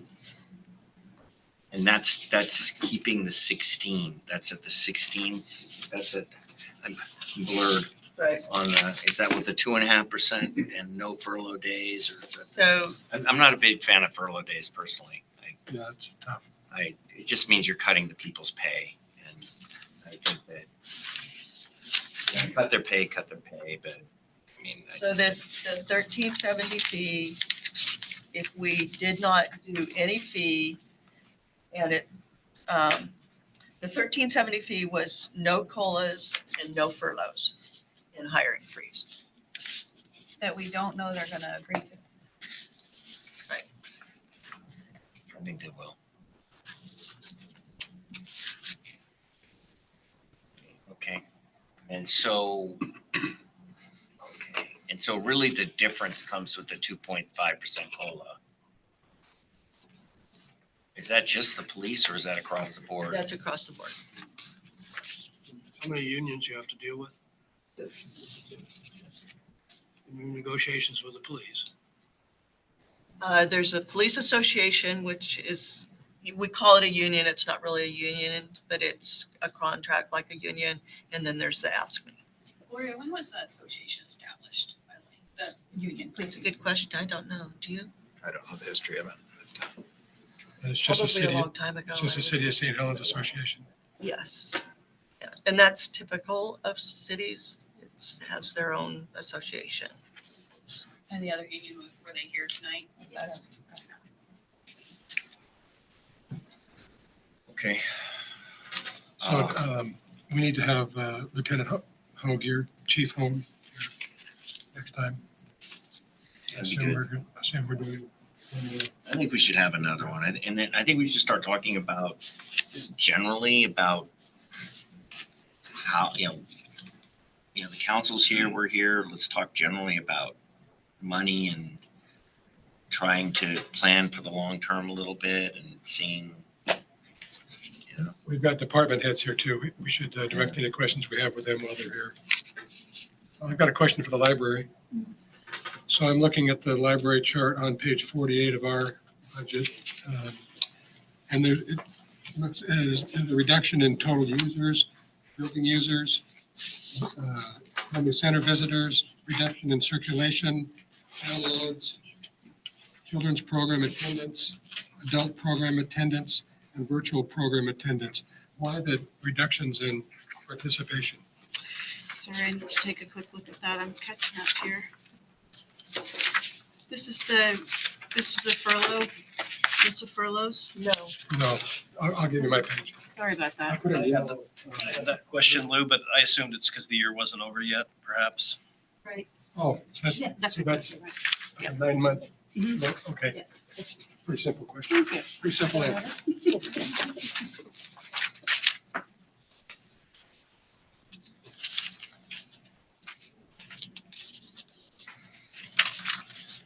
Would it be beneficial to do a roundtable like we did the last time?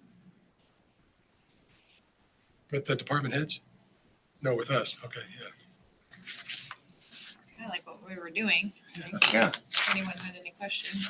I had a question about, I guess, the library. Why is it going up almost 100,000 from last year? Am I reading that right? No, it's not gone up that much. Oh, the one with 86,000. Here it is. That's one of the largest jumps out of most departments, so I was curious. 49, page 49 and 125, is that what you're looking at? I was just looking at it. They did without comparison of options. Your estimate? Yeah, no, your estimate for 2025 and then the proposed. 191 to when I went to 223. Is that what you're looking at? Well, Materials and services? This says library. Is that page 9 on the slides? Yeah, Page 9 on the slide, sorry. What I'm looking at? Page 9 on the slides is what she's looking at. is the library pays taxes. the bottom on your materials and services? Oh, materials and services.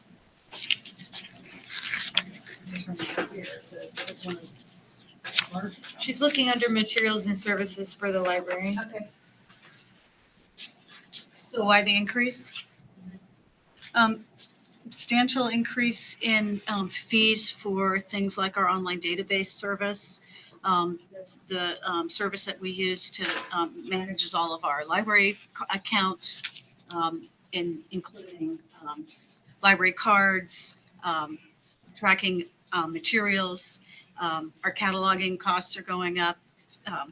Most of that is subscriptions for services like, as I said, the online databases and the services that we use to process information and make it available. Are we handling facility maintenance in-house? The library? Yes. We are, yes. The city maintains the building. It's owned by the Columbia Learning Center Board. We do all the maintenance. See, the budget item is 61,100, so. So that's ongoing maintenance. There's also a line in there for things like we have to replace security system. That's going to be about $8,000 this year. We have another probably $8,000 worth of other infrastructure that we need to replace this year and next year. So we're substantial increase. I asked that last year because you guys have one of the highest maintenance rates out of everybody. And I this is probably a stupid question, but is the library is rented, correct? We lease it from the Columbia Learning Center. That's right. And they don't, there's nothing in there for them to agree to maintain their own building? We pay almost nothing, and the agreement was in exchange, we provide maintenance. 40,000 visits a year, just about. So that building gets heavily used. So what I see wages are proposed to increase from 380,000 to 435,000. So that's 65,000, 80, 33. Anyway. For the library? Yeah. That's not an increase in staff. That's still 6 FTE for part-time library assistants and 4 full-time staff. We adopted 421,300 last year.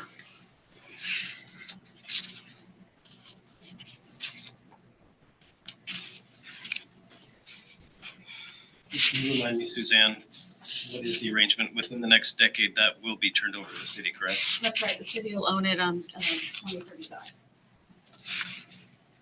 And there's a wall of the people who donated and the names of if you're in the library and there's a wall of all the people who donated money and contributed toward the creation of the library.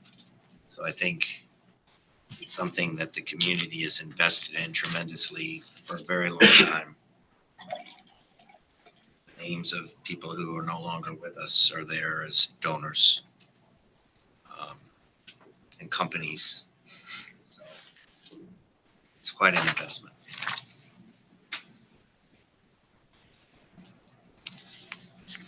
Any other questions of the staff that's here?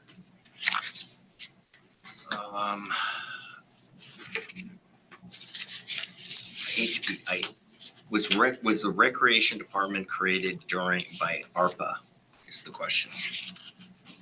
I don't know. It preceded It was- ARPA. Yeah, 2018 is when the recreation program was created. ARPA did fund a position.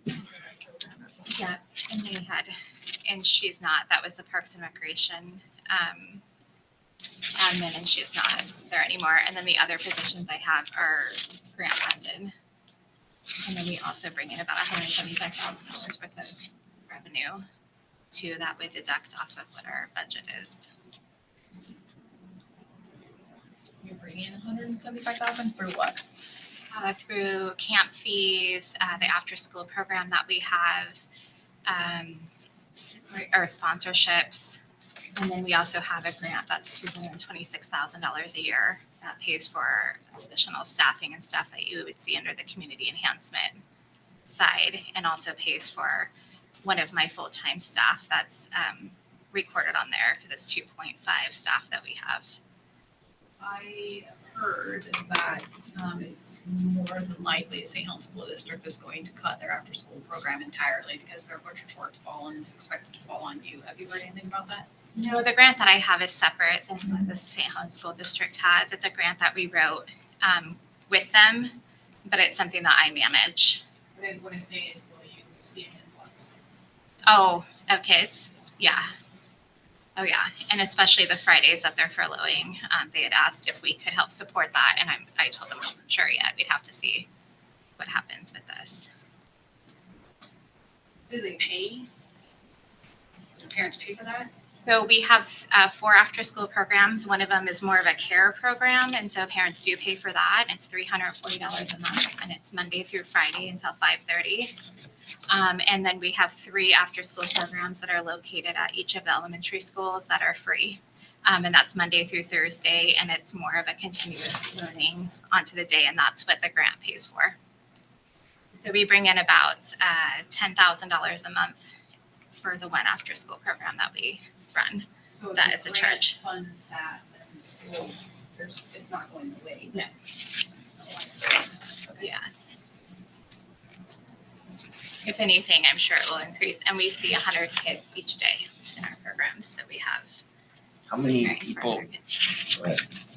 How many people does the recreation department employ?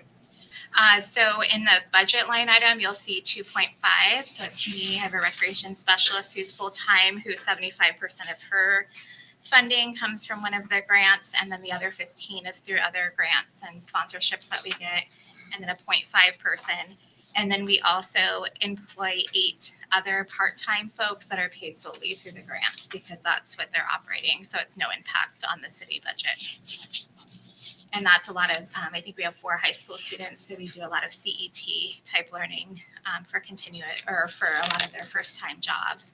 And then the other folks are either teachers that we contract with or other staff, but that is, again, not reflected in the top part of the budget because they don't impact that at all.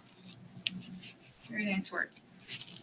Thank you. So we put on, we do impact the general fund some, but we put on about a $600,000 program each year. And I think we impact the general fund under $200,000. And I try to make that up as well within what we are able to do. I heard somebody say that you were the 6th highest paid employee. Did that happen through ARPA funds, and then this was? No, that happened through doing a job salary study throughout Oregon to see what the fair wages were. And everyone, union, non-union, everyone got paid what their fair value was. So I know that I've seen how other cities have been dealing with their budget shortfalls, and I've seen some cities saying we could, they melded their library and recreation departments, basically folded their recreation department and then had the library take it over. Is that something that we think we could do and continue to deliver the types of services that we are? That was something that had been in the Q&A too. And the thing about that is that the library and the recreation are 2 totally different programs. And intermingling the 2 would be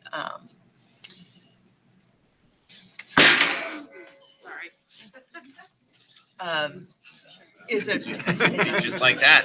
Oh, wait. We needed a bit of a kick in the butt. So it would be difficult or next to impossible to meld those 2 programs together because they are vastly disalike. I'd be curious to see what those cities, just so I can look at what their strategic plan for that is, because we would still have to have the same amount of employees to safely, because there is laws of how many kids can be with adults and things like that. And yes, I would love to see what that looks like for other cities, but recreation is a fee-based service, though we do provide some things for free because I get sponsorships or other monies, where libraries operate in a way different type of structure. So I'd be curious to see what you're thinking with that, or what the thought Well, process. it's another of that city is. that did it, and it's just a point of discussion. Yeah, no, And I I would will love to send see. you Yeah, it. yeah, I would love to, because anything, and Suzanne and I partner very closely together, so we can provide the whole wraparound support for school districts and for the city and everything.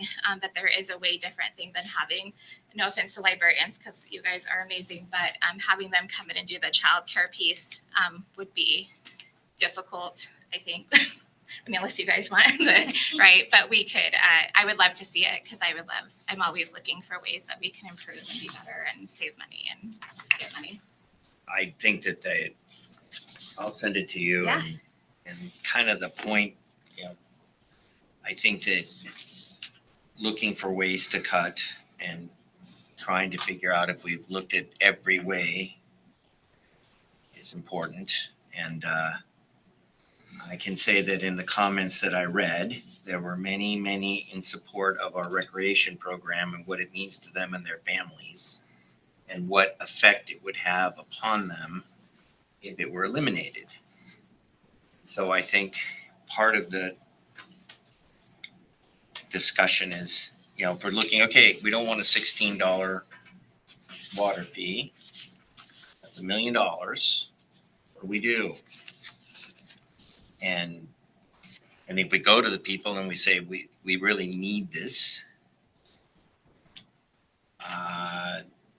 hopefully they can be assured that we've tried everything before we came and asked them for more, especially since people are saying how hard it is going to be upon them if we decide to do it. So that's part of the discussion. Are there other places to cut? And I'm just asking this because there's several other departments have I'll ask the same question, that people have brought up in their concerns. What is your enterprise fleet management vehicle used for, and do you use it? They said that you don't really use it. So we have a rec van. We use a lot more in the summer. So we'll go to the different apartment complexes and provide free activities for the kids. Also, when we need to haul a lot of things, there's not a lot of mileage on it because we usually go to McBride or Lewis and Clark. So we're staying, it's all in town type thing that we're doing. And also the city has used it for various things if they need more room for things. So we do use it. Because I see your fuel is very low, so Yes.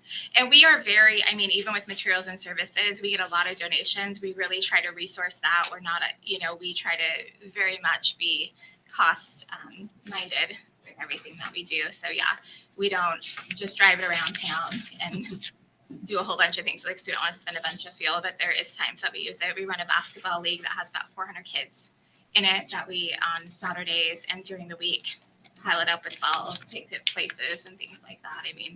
It could be something that we look at to see. But I think the service fees that we get from the programs cover that payment, with bringing in almost $175,000 a year in It's revenue. not a large fee, but combined Yeah. is this something you could live without? Yes. It would be something that we'd be sad to lose, but yeah, I want to make sure that we're being fiscally responsible and also pulling our share when it comes to cuts and things like that. So we could talk about what that looks like.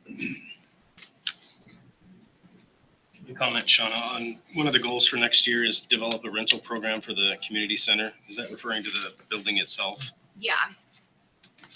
Can you comment on that, what that's looking like?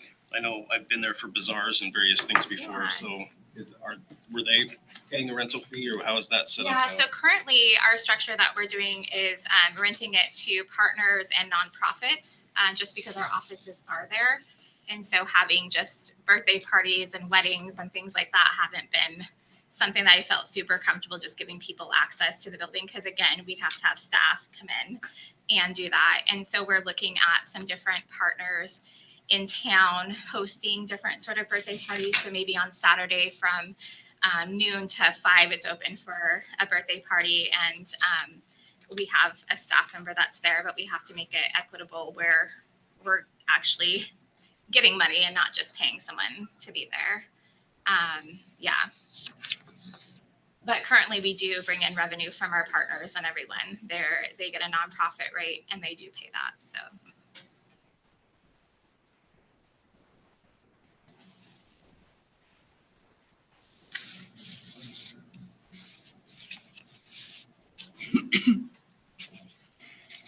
we also have that building open for open play. So there's probably about 20 to 30 families each day on Mondays and Tuesdays that come in and pay a fee to go into the play that has the stage, and there's play equipment set up there. We charge $3 per child, which isn't huge, but since we're there anyways, or I'm there, it's just to bring in a little bit of So on the rental program and then that you're talking about, where does that revenue go? into the general fund. Yeah, all the monies that we get that aren't specifically for a certain program. So for instance, we have a CPR instructor that's a contract person. So her monies go into a different, in our community enhancement fund, because we pay her out of that. But anything above and beyond, because we do charge a 30% up charge. So she gets to host her class. She charges $70. So we charge $100 and we get that $30 back into the general fund. And so all the monies that we get in goes back to the general fund. It's not just sitting there for us to use however we want to do it. It pays back what we impact.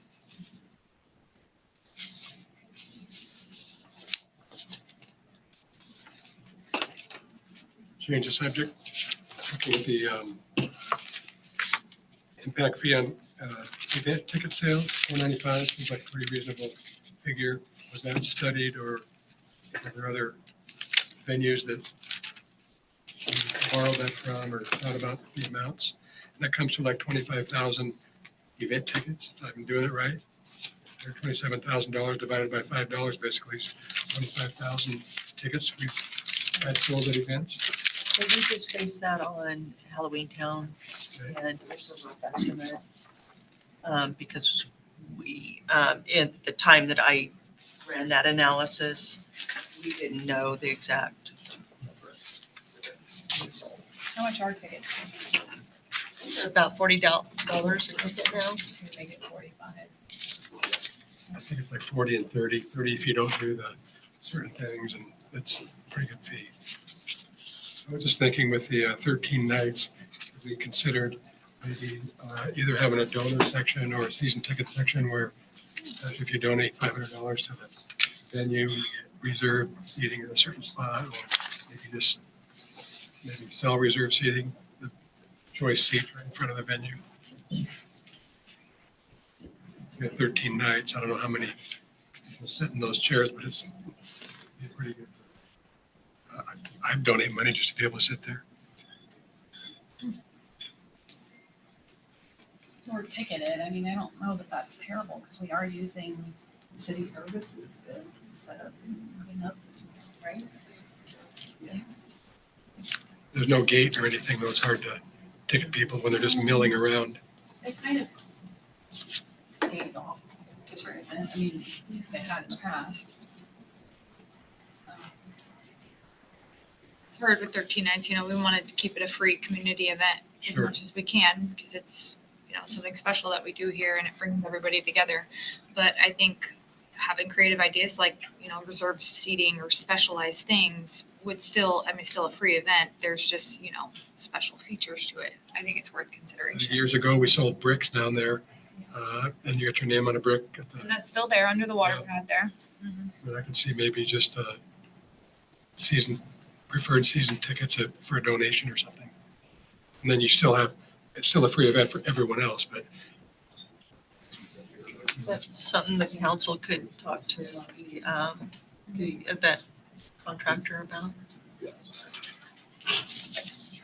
I do want to segue into a discussion about the tourism program, and I am a little concerned about how they spend the money. And I know that like for example, we had $160,000 in parking revenues. We got $23,000 out of 160,000. And there are examples. I went through the whole thing, and there are examples where the contractor really, I think, is making money. And I think part of the idea was that we are going to make money.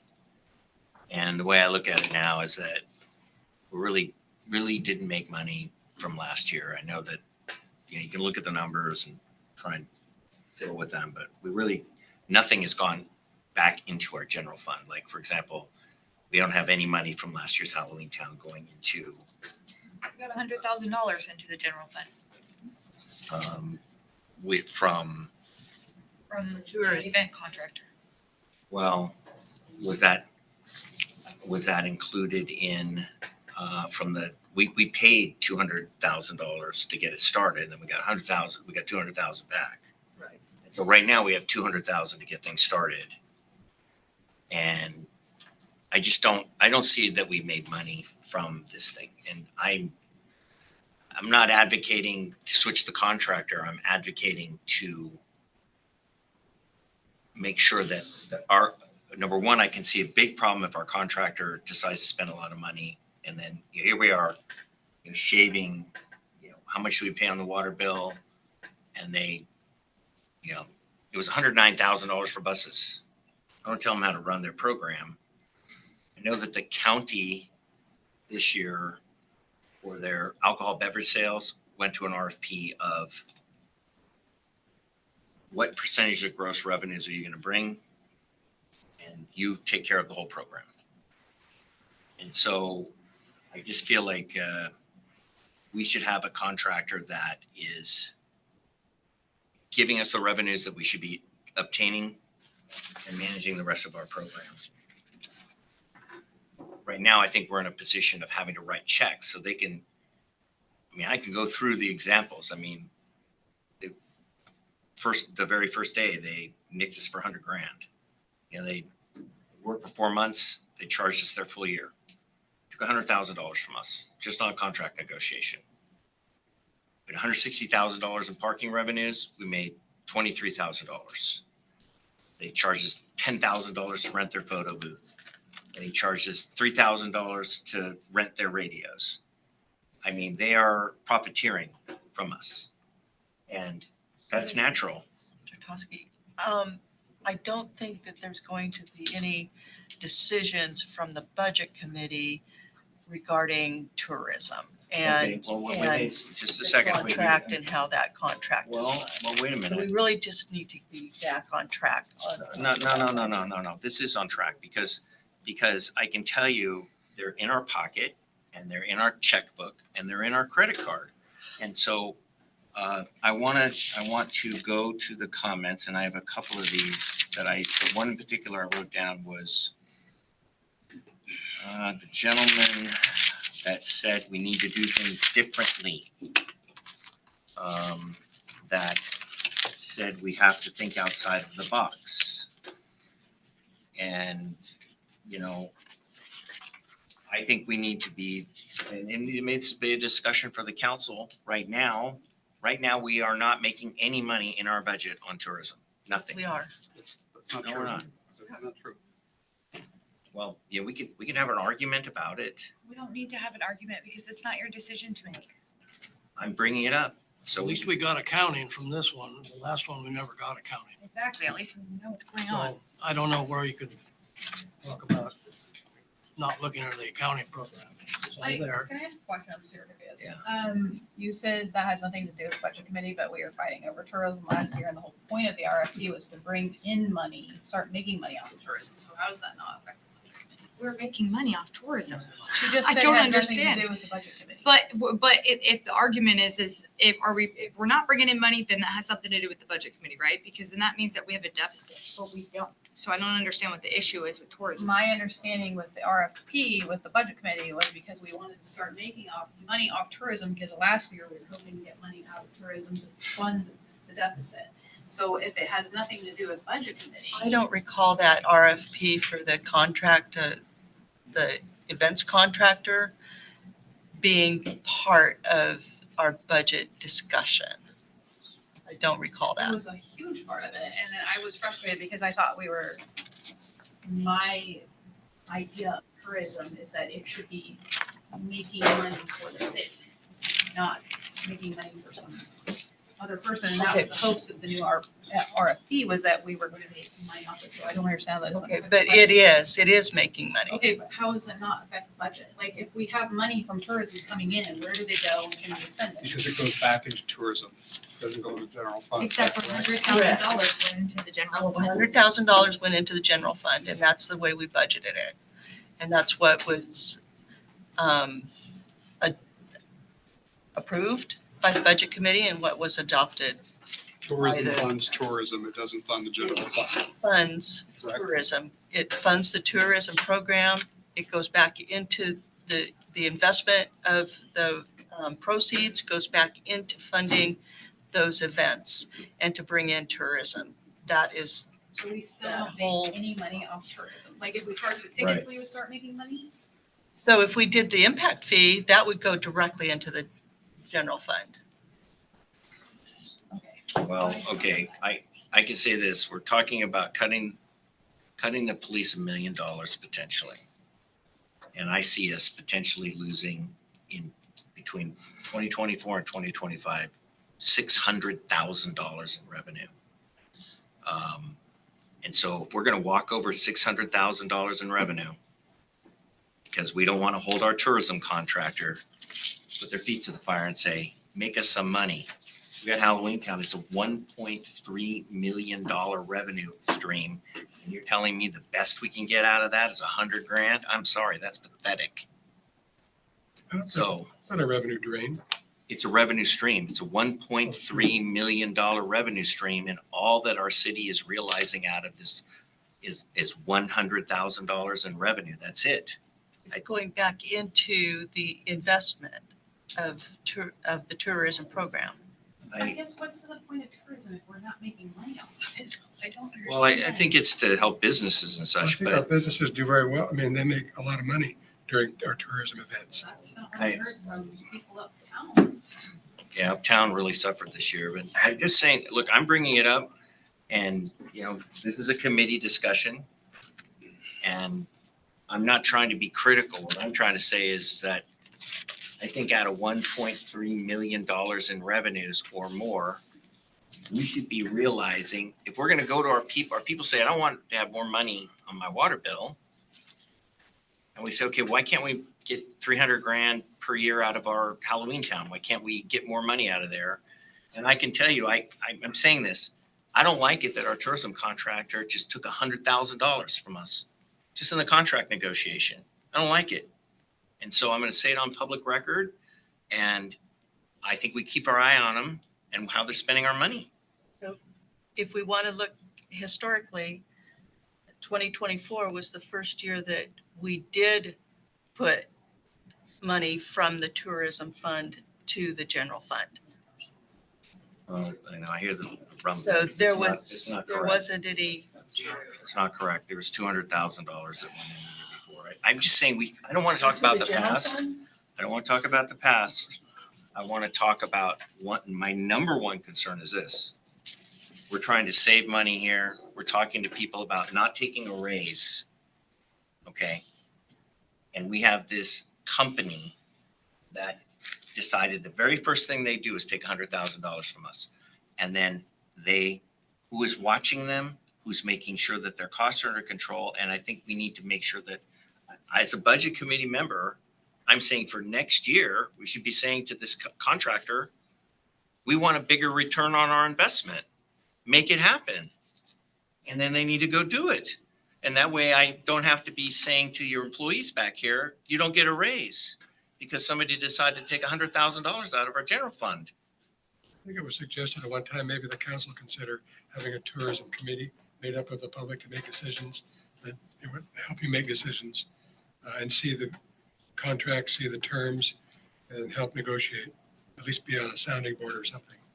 Well, yeah, absolutely, because here we are talking about hiring freeze and furloughs, and we keep doing literally insane things where we don't have industry here, we don't have businesses, but we have tourism and we have a waterfront, which is costing us money. We're not making anything off it. It's pure insanity. Where are we going to bring money in to the city? I mean, when I asked about the waterfront, it said, I asked, how are we gonna make money off this? Wish and dreams, literally was pretty much the answer. I don't know, it's going to at some point. That's not how you properly run a city. And I would say absolutely 100%, no matter what we decide, this $4.95 is a must on the tickets. Because if we're not making money off tourism, that's insane. I think absolutely that needs to be in place no matter what. Yeah, and I think that we should probably put in our tourism budget the expectation that we're gonna get more revenue, and then we're gonna go to our tourism contractor, and they're the contractor, they're supposed to be able to run this thing and say, we want more money. We want not only have our program continue to be produced, but more money in our pocket. And have them make it happen. If they can't make it happen, then we can go out to another RFP. That's all. It's something that we have tangible right now. You cut our forest, it's another 30 years before we have that again. You have land sale, it's gone. Like, why, we need to be utilizing this stuff that could be coming in as income. Yeah, 1.3 million in income, and that's minimum. I think if they get the word out and we have a big Halloween town this year with, planning it, we could have 1.6 million in income. And all we're saying to our contractor is we want more money, manage the event such that we have more in our general fund. Or we could have a secret WANA credit union account that we don't know how much is in there. That's an alternative. Okay, so let's not talk about apples and oranges, because I'm just talking about revenue and where is it? Well, we can talk about that, and that's a discussion of whether we should continue with the lawsuit, which already cost us $63,000. And I can say that I know a lot about that situation, and the closer that our hand gets to that, the more likely it's to get very, very burned. I was just talking about a hypothetical when it's not run right and we don't know. Okay. But that was the point of the Well, RFP. wait. And that's what I'm frustrated over. The point of the brand new RFP was, I thought, to bring money in to the city. I thought that was the whole point, because we were freaking out over the one account, and we thought that there was money in there to fund the police, and now here we are with, we're not making money off tourism? I mean, I thought that was the whole point of the RFP. You say it again, Glory, we did make 100,000. We did. Yeah, but that's not enough. Well, and there's other funds. Yeah, short Invested season, into- the whole town was torn up, so they did the best they could with what they Right. had. I say this year, let's make 300,000. Where's Let's just the- put it in the budget. Tell us Where's what the we want to 100,000? do. Where is it in is it in the general fund? No, we have a budget item. The 100,000 is, the 100,000 is, yes. Yeah, pull that up. 59. Where can we put in the budget the expectation that we're going to get more from our contractor? Where's that, Jamie? What page? We got 400. Can do tourism to generate more. John, can you speak on things that, when money goes back into the tourism fund, what types of things are tangible that we see that the tourism fund produces? Well, primarily it supports the local economy and the businesses and the vendors. This past year was a really rough year with the whole town torn up and streets closed and parks out of commission and not even have the physical space to produce the event. The fact that we came out as high as we did, I was pleased with that number. Page 59. But the more successful, their fees are fixed with this event as far as their management fees. So as it gets bigger, there'll still be a fixed fee. So, there is the potential to have more money there to look at. Did they give you a projection of what they expect this year out of it? For us? We're budgeting the same, what's in the budget here? 100,000? Okay, we rented a tent instead of using the tent that we had. That was like $45,000. I mean, I can go through, I don't want to run their business. I just want them to bring in more revenue for us. I mean, I like that. I like the idea of having the continuous program. It's supposed to pay. I think the model is good. I just think that I see the contractor could be doing better for their customer. We have a boat they can't use because they can't insure the boat, so what are we gonna do with that? And then we have 12 porta potties over there that were bought but never used. Okay, There's a so. lot of things that are left that can't be used, that cost a lot of money. Okay, so I like the idea of discussing surplus property and sales of surplus property, because that's one of the items on this thing. So if we want to discuss sales of surplus property and whether that's prudent, that's fine. I think that there's a lot of opportunity for that boat, and that we are a riverfront community, and we have a lot of, there's a lot of potential for that boat that has not been realized yet, in my opinion.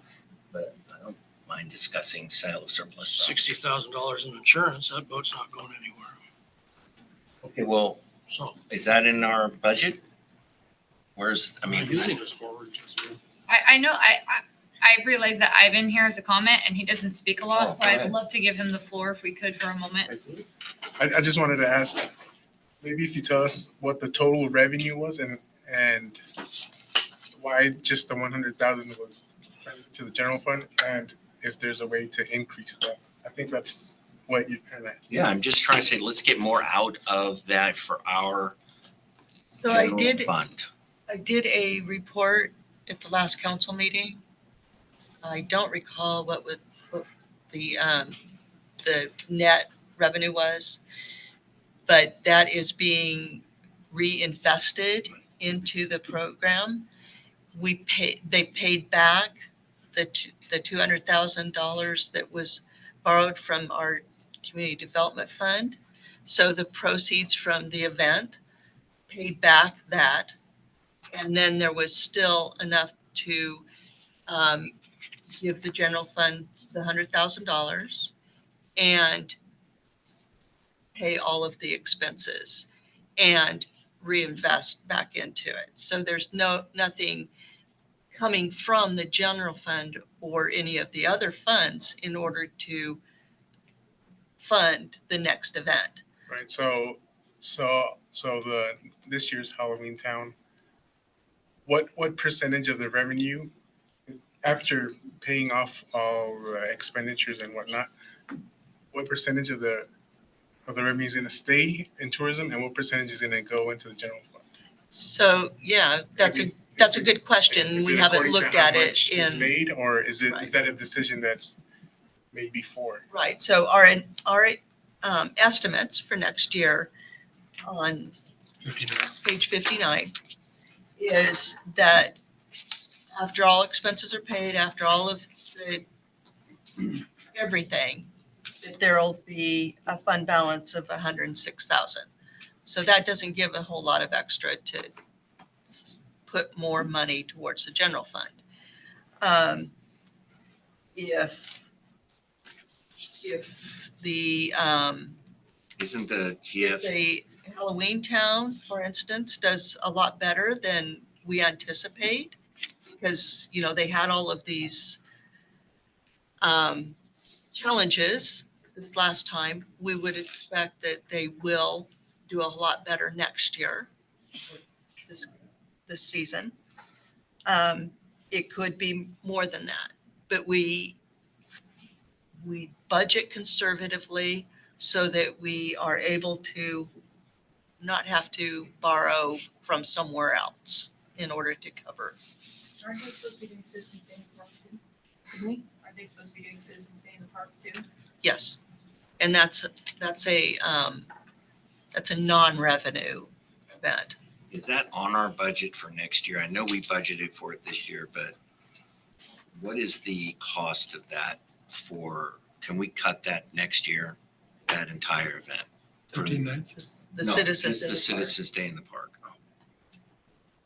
I mean, That would probably need to be a discussion with the council and.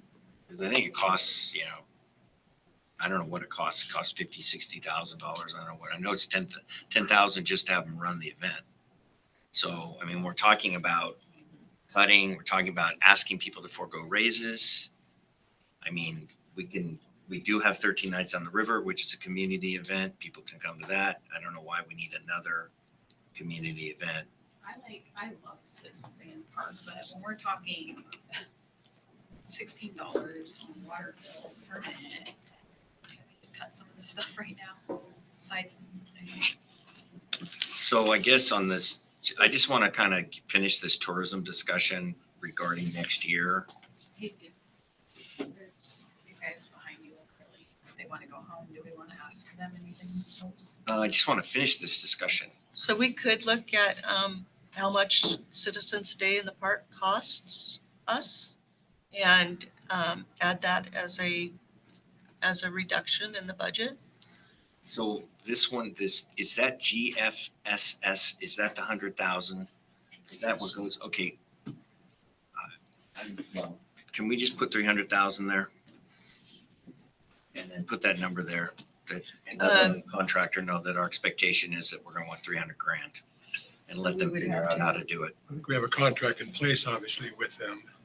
They know how. Believe me, I don't want to spend a lot of time on this, but there are ways that I'm sure they can find $300,000 for us. So you're proposing that we increase the event revenues to $1.5 million and increase the GFSS, the No. services to No, the. I say we keep the revenues at 1.2 and we tell our contractor we want 300 grand. So we tell them, make it happen.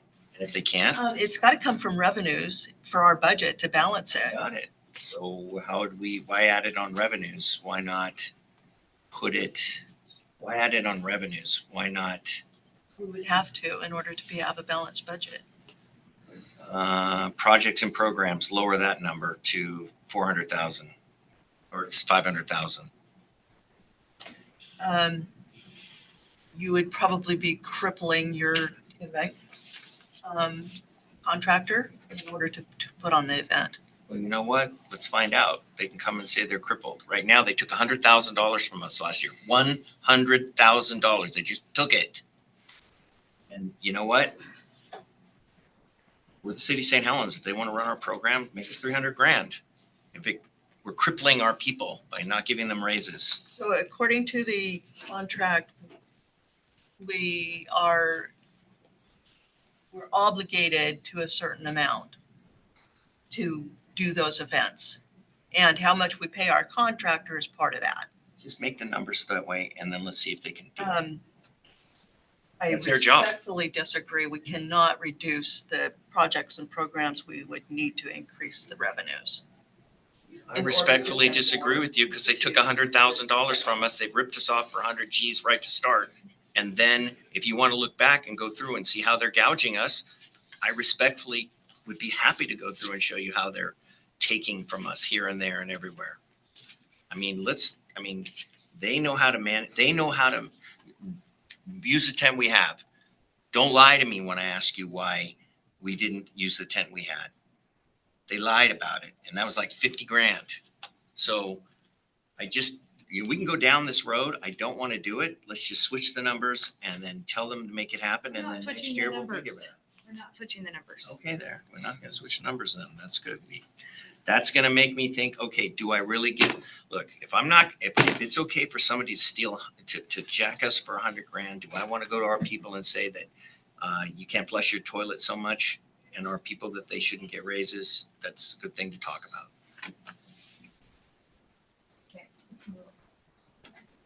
I don't think we can breach a contract we have with it. It's not I've read the contract, Lou. It's just, you know what? It's how they're doing business. And it just sets a tone of expectation to our contractor that they should be respecting us. I don't see why we don't try to. I mean, we're going to essentially tax citizens without their approval. Why are we not trying to get more money out of places that we could? I don't understand. I don't understand why we wouldn't change the numbers and see what we can do. I mean, I don't understand why the mistakes over and over and over have to go to the citizens. Remember the guy that got up and said, break the dynamic, think outside of the box? That's the guy that made a very good comment. Okay, I think we've talked about this part, the tourism enough. Let's move on to questions for our department heads. Public Works. The big bucks. Good morning. Yeah. Yeah, let's talk about Public Works. Well, I mean, Council Hubbard has a question. I'd rather defer to him if he has a Oh, question yeah. for you. No. No, I just want to hear from you that the budget is going to provide your department what you need to do what your important function of. You know, in Public Works, I think we have done superior job in the last 5 years managing our budget extremely well, very efficient. We have not had any single problems in our department from budget standpoint. We manage projects extremely well. We stay within budgets or below budgets on all the major ones. To your point on some of the contractor, we faced a lot of contractor challenges on the water front where they try to make a lot more money than what the contract is. We have over $500,000-$600,000 in saving because we managing that personally and again, fantastic job with our team. Public Works took a little hit this budget cycle for the positions that we froze, like the engineering one. Those are positions that are backfilled. We had a retirement, we're filling that role, and now we have to freeze it because of the challenges with the budget. So we are kind of like a victim by association, right? It's not our fault. We can't fill that out. We had some purchases on some, city vehicles that we were trying to replace. We had to stop that as well, although this is money we have in the budget. Now we are not spending because trying to support that guys.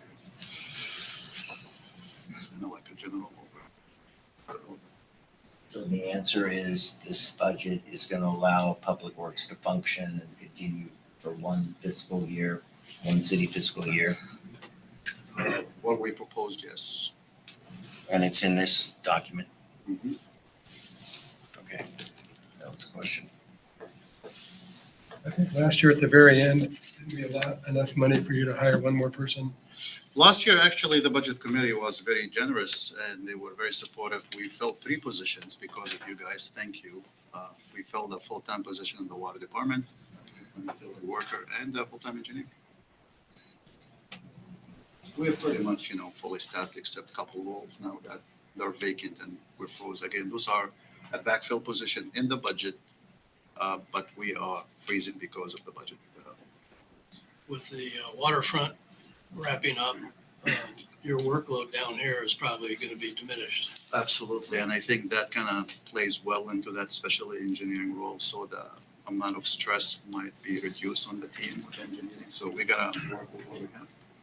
What about the concerns mentioned with maintaining the waterfront as a newly additional part? That's definitely a challenge because basically you're adding more facilities to the cities that we need to maintain, whether it's garbage collection, whether it's street maintenance, whether it's the stress on all the infrastructure we built, pipe maintenance, etc.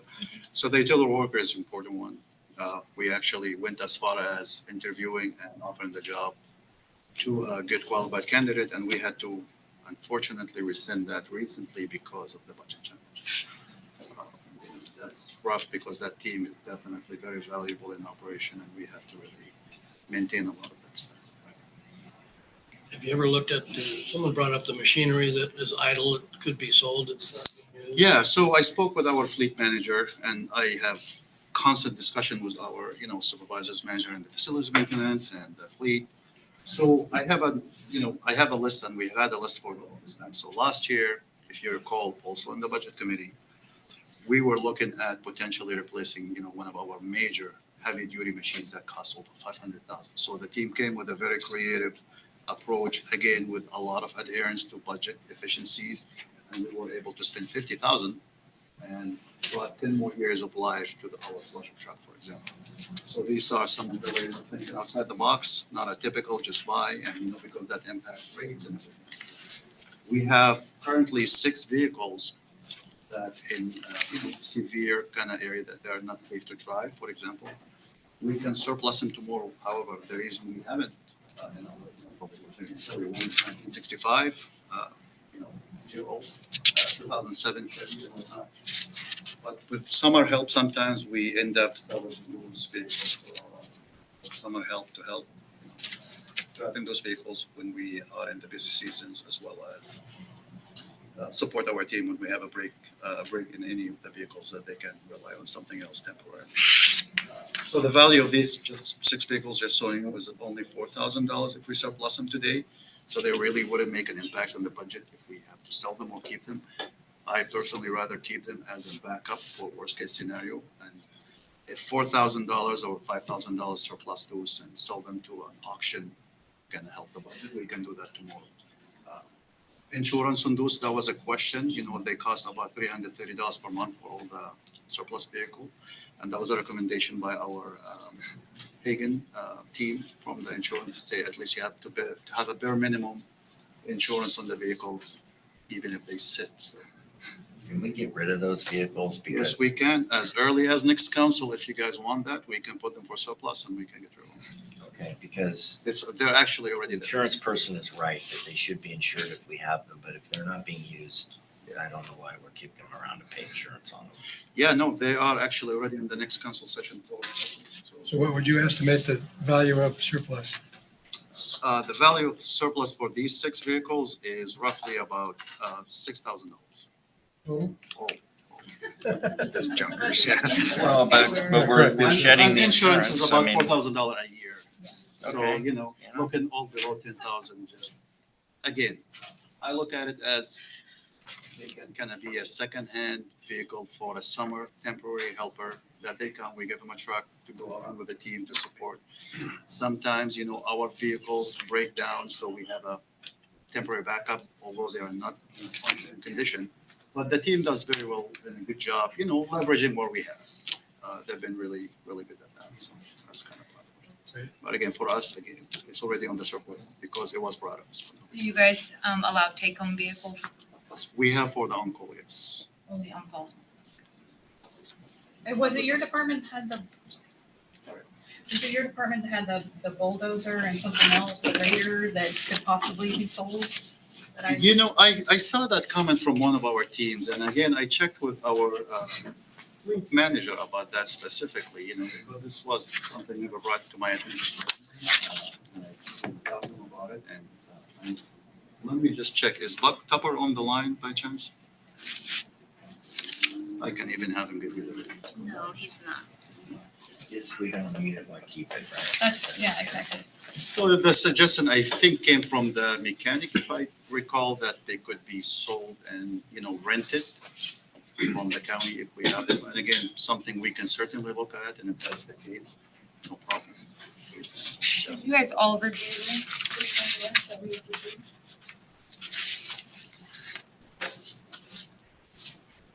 Councilor Childs, what are you looking at? The list from Kathy Payne that she collected from the staff about different areas throughout the city that they believe we can save money. Okay. And I think that's kind of what Mohammed was just referring to. That's why I was questioning if everybody had a chance to review it.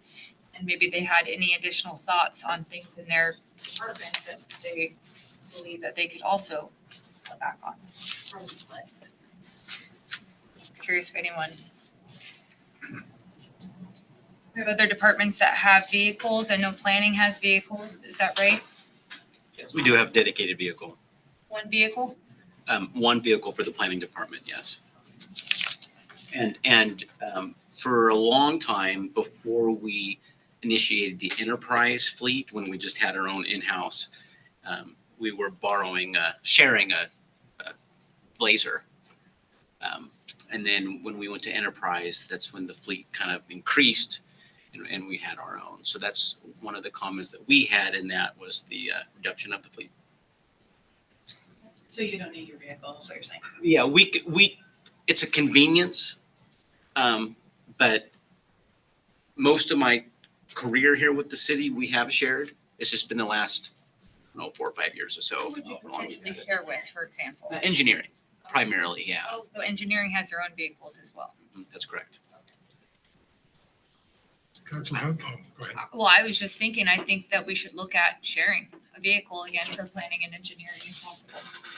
We did do a reduction on their Fleet. when we went through and did some revisions, fleet services was some of the reductions in the various departments.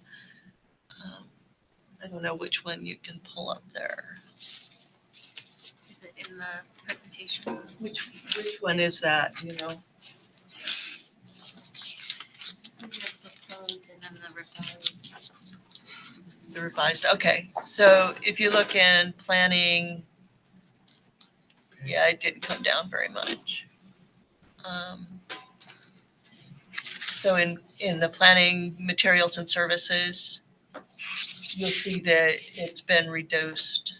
And it's only $3,000, but there was a reduction in from the fleet services and from professional development. And that's pretty much across the board on anybody, on all of the departments, except those that don't have vehicles. There wouldn't be any reduction for that. So what does that mean? That the vehicles will go away except for? Except for the what was necessary, yeah. So would Jacob's vehicle be under that or not? Right, so.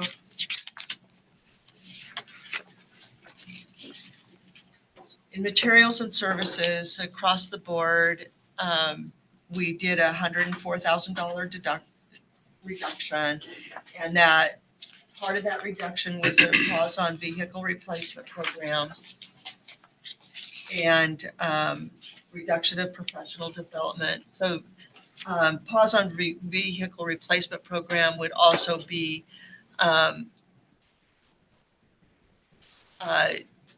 returning those vehicles that are currently leased that we don't need.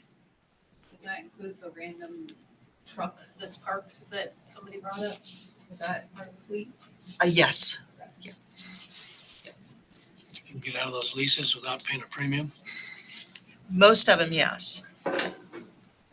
On this last item, I know we want to adjourn, but I really think that our SDIs, our building permits, and those kinds of things are really an impediment to getting kind of development we need in the city. And I'm just, I guess, stating a cautionary flashing yellow on that as a way to raise revenue. I think getting the people here, getting the buildings built, getting the labor done outweighs the permitting. And I had statements in here about deferring, but maybe that's probably something for the better for the next meeting. There should be, if you've had an opportunity to look through what was said this morning. Yeah, I'm thinking. There was some comments on regarding a lot of those, so. Okay, well, maybe that's something for the next time, because it's late. Councilor Hubbard, you brought up insurance on the boat. Yeah, we don't use it because we can't insure it. $60,000 a year insurance. 60,000. Plus you've got a captain and a first mate, and then the inspections, Coast Guard inspections, and more and that sort of thing. But I just think if that's a piece of equipment that we're not using, we need to sit around wherever it is. Yeah, can it go into surplus? Can it go into surplus sales? Yeah. See, John, what's your thought? Well, the city hasn't insured the boat. The contractor has insured the boat. So the boat is insured. When it's used, yeah. I mean, it hasn't been insured. When it's gonna go into the water, we make sure it's insured and everything's in order. Why are we using it? It's winter time. Well, I know. Spring. I'd like to. I thought you said we aren't using it. We're using it? The intention is to use it for Sandcastle Festival and perhaps Oh, I didn't know this. Yeah. So we're coming up with 60 grand for them. it's not 60 grand. Yeah. We're not paying the insurance. Well, then there's more overhead for the Revenues from It's how more, many it's town. more overhead for Treadway, but it's not 60,000. Insurance That's premium. what I heard from the insurance guy, but okay. There are premiums you can spend that much, but yeah. So, I think It's that, not costing us anything. as it sits, no. I think that boat could be really a centerpiece of our year-round tourism. I really think there's a lot of opportunities with that boat, and having a Coast Guard approved vessel that can move 30 passengers is a very, very valuable asset. They're very hard to get Coast Guard approval. We have Coast Guard approval. We have a safe vessel. And we just really haven't. I'm very interested in hearing how Treadway can hopefully get that folded into our tourism program, because it could be a lot of fun. And we're talking about year-round tourism, not just for Halloween Town, Sandcastle, Cottage. I'd like to have them find solutions that would be good. And Allen is a very unique asset. That is correct. Underutilized for sure. Yes, without a doubt. And I mean, go ride the boat on the weekend. Go over and have fun on the Sand Island. So we don't need to sell the boat. I don't think we do. I think we need to give it a chance. Give the boat a chance. Give the Eagle Osprey a chance. I have one other thing that I just wanted to jump back onto, which is that we did, as we talked earlier, a little bit about the materials and services for the library and that increase. I would like to see if we could reduce some of that online programming that you mentioned is quite a jump up there, and I'm wondering if we could cut that back a little bit as well. Sure, we can talk about that. I'll talk about that with my team. Okay.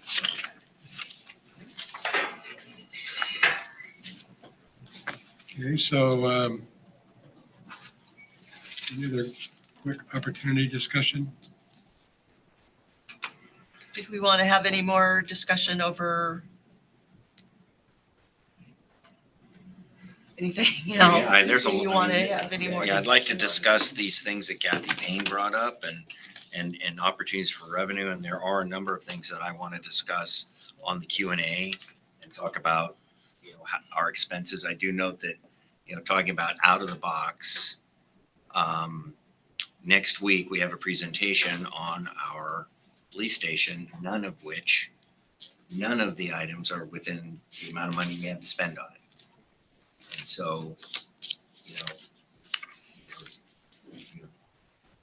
ex-Counselor Berkeley said, we're at $10. That was something we did. And I think we need to I think one of the new ways of thinking is, okay, we have 10 million to spend. Bring us a proposal in that budget. Because we don't have another $2 million to go to our people and say, how about some more from the water bill? And we have people coming here saying, I'm going to go to the river to start filling 5-gallon buckets. Well, to flush their toilets. Yeah, if 10 million is what we got, give us a budget of 10 million. Oh, what does that mean? Well, maybe that means that we don't do that station. Maybe we do. I don't know. I'm not an architect, but somebody can come up with an idea. Yeah, and I have a question on that too, and some numbers that I ran. But I watched And read every single comment I could find online under, all of what was going on. It was mentioned here, even just talking to people. what is the reality of remodeling the police station? Is that even an option? Because that one came up so much. And we've looked at that pretty extensively to do that, to meet our long-term need. It just doesn't have the site isn't shaped the right way. We'd have to tear all the buildings down and rebuild. Adding a second story isn't very desirable as far as 2-story stations. All the stations that we toured, none of them, the ones that did have 2 stories, were just, they thought it created a lot of division in their departments. They didn't like that. That said, if you Can it be done? anything can be done, right? There you go. Because I don't see any growth in the city or any need of a larger police department anytime soon. But clearly they need a new department. So hands down, what people were saying was remodeling. I just want to know, could it be done? It's more expensive because of the relocation. We have to have a station somewhere else in the interim. So we're creating a house for the police to be in during this year of construction probably. And So more expensive as in it wouldn't save us money to remodel it, it'd be cheaper to go build it. Well, I mean, we have 10 million to spend or 12 million to spend. You know, the alternative, we looked at it the last forum there, that it was the most expensive because of the complete new design, because of the rehousing, just, and the delay of time as the construction gets more and more expensive. Probably should get on with it because right now our budget is, how much do we got in the tank on police station? 12.6. You know what? You got 12.6. Give us something that, give us 12.6 budget, make it happen. Yeah, I guess it was a question, can we make And it, that's what we got. can we do it right That's now? that's all we got. You may walk on the lot and say, I want the Ferrari. It's great, but I can afford the Chevy. That's what we need. That's what we get. That's what we're getting because we got a group of people here saying, stop spending our money. We don't want to pay more on our water bill. We already got $10 a month on 12 million. You know what? Go talk to, I mean, that's my opinion on that.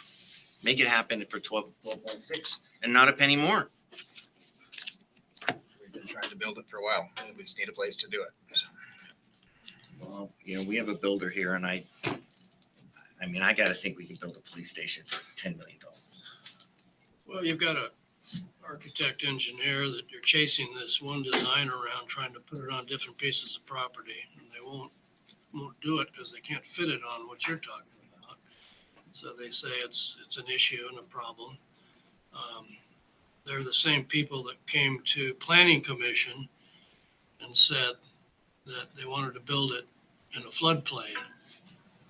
And they said they couldn't understand my question, why you didn't go to Jacob first to ask for permission if you could build it in a floodplain. And so they keep sending us bills and this is where we're at. And everybody's been, let's go up to the high school and we'll build it up there. That was the last one. What, and this is probably way out. Wait, I mean, do you have? No, but what I'm asking with Russ, they were in the wrong, what they did to us by drawing up these plans in a flood zone. They should have done their diligence and known not to put it there. Is there any way that we can say, you're going to now redesign this free of charge? It'd be nice. Or we're going to sue you? I mean, can we do that? Well, yeah, but what we spent on attorney's fees, I don't think we want more attorney's fees. So I like the idea of moving in a different direction and away from these Portland architects that really have been railing our project in a way that is very expensive. I agree. We're stuck on a design. We're stuck. It's partly them that. Well, it's a lot of things, but my frustration, and I've been living this thing for a long time. We're close. We're running out of money. We're close. We're going to improve Columbia Boulevard there with a great presence on a building that now has RVs on it. Yeah. And it's going to be a real boon to the city right there, having that presence for the police station. My question is, I don't want to move forward unless we get the contractor, the engineer, he can throw numbers out all day long. I want to hear from the contractor with a firm quote of what it would take. And then we can go from there, but we're the closest we've ever been to getting it done. The problem with that property though, and I don't understand why they want something there, you have a 2-story building looking down on a secured lot.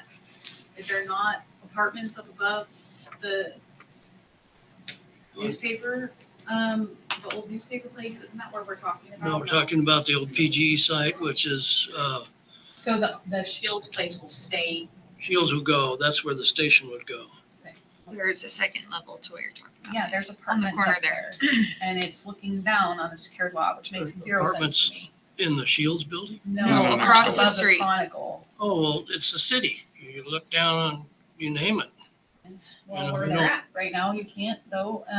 But second of all, that's hopefully prime real estate at some point in time when we grow our city. Why are we using Main Avenue for the police department? Presence. I don't like it. Well, I think if Russ, I mean, honestly, politically, if that's as close as we can get. I mean, I everything you said is, Yeah. I One concern I have is it is more than we have. And so we're gonna have to go get it from somewhere. And, we come back to the frustration of why can't we get it done for the $12 million?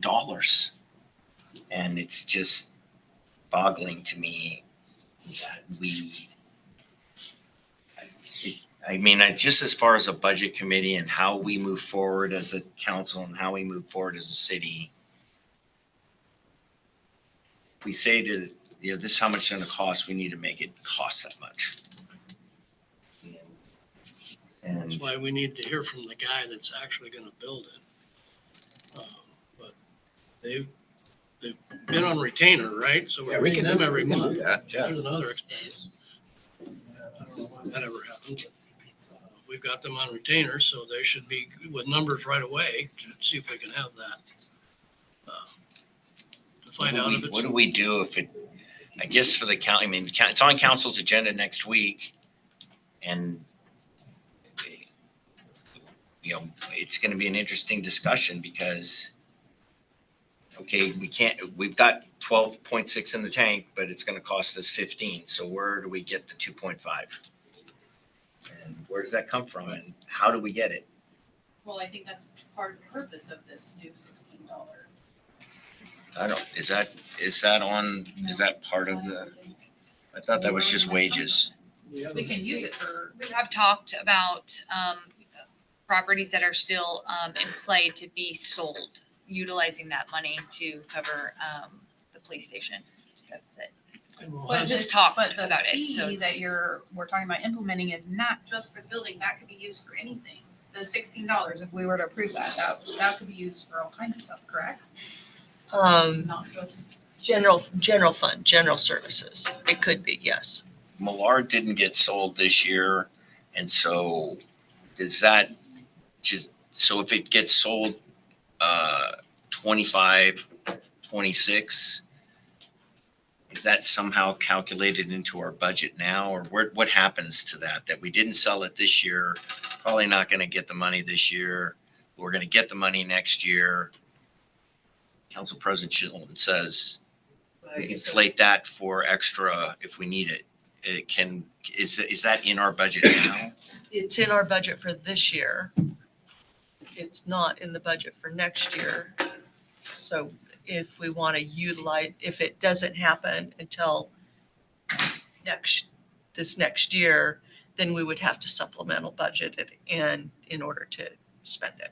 If we don't get the income, what happened though? Because we had we had that money earmarked for things. And so what is the consequence to the city that we didn't realize that income? It just changes our ending fund balance for this year, but it'll improve it for next year. It just goes into next year. It doesn't. But you're not counting on it, this coming budget. So we're hoping that the mill closes, and that is what will affect the general fund. So as long as that closes, then we've got that budgeted. So for next year, the Millard property would, if it sells, it would go into the community development fund, and then we could supplemental budget to use for the building of the police station. And we could do it that way. Or we could do it through the process now, and I could make those revisions in the budget for your next meeting. Is the sale of the mill property in the general fund revenues? Yes. I'm not proposed for next year? No.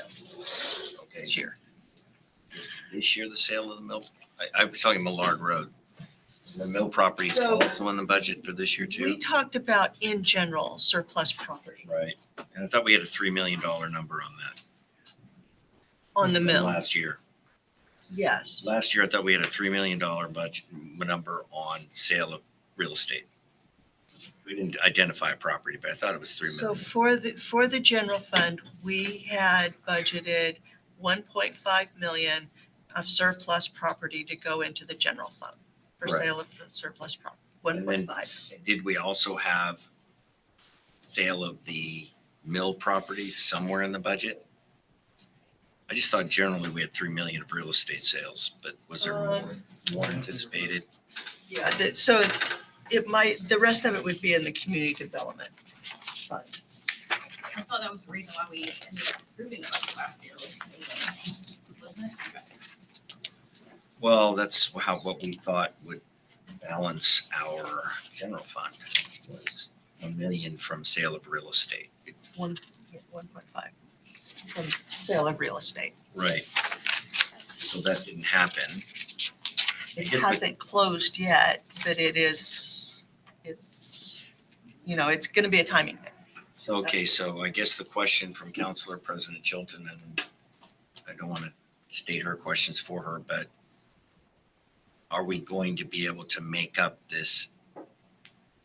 If we have 12.6 now in the tank on the loan or the bond or whatever for the police station, if Arcadia closes, that can be used to increase that number so that we can, have a $15 million budget or whatever that number is. So the way we're looking at it now is because we figure that's going to close first before the Millard Road, okay? So 1.5 million of that will go into the general fund. Okay. And then the other 1.5 million will need to go to Boise to pay that for the, that promissory note. Okay, so then, So we would. then the idea is that if the council next week is looking at the 1771 site, the shortfall between the amount of the bond and the amount of the actual cost could be made up by Millard Road. Potentially, yeah. Okay, so that's something we could discuss next meeting. And then, because I do have some comments about Millard Road. I don't know if you want to make them now, but Wait, but you're saying so the Mill and Millard Road would make up the shortfall for the police department? no. Police station. If the mill property sells, what I hear from finance is that money is going to be used to fund the 1.5 million in the general fund plus the other plus 1.5 million, I guess, in community development, pay the Boise note, where we're paying the Boise note from. So we're gonna pay our loan down, and then we're gonna make payroll on 1.5 million. What's that? That's what we're short, it's 2.2 million on the police building. Well, and so what she's saying is that we can't use the Arcadia property sale to fill that gap. But if we Millard sells, because Arcadia now fills our gap, we can potentially use the Millard sale to fill the gap between the bond and what's needed to complete 1771 after we hear from the contractor that he can get it done. So just a pause for a question.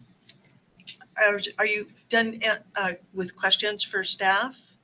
I just want to know, Let them go home? is it a motorcycle, the planning department vehicle? We have no other questions for department heads.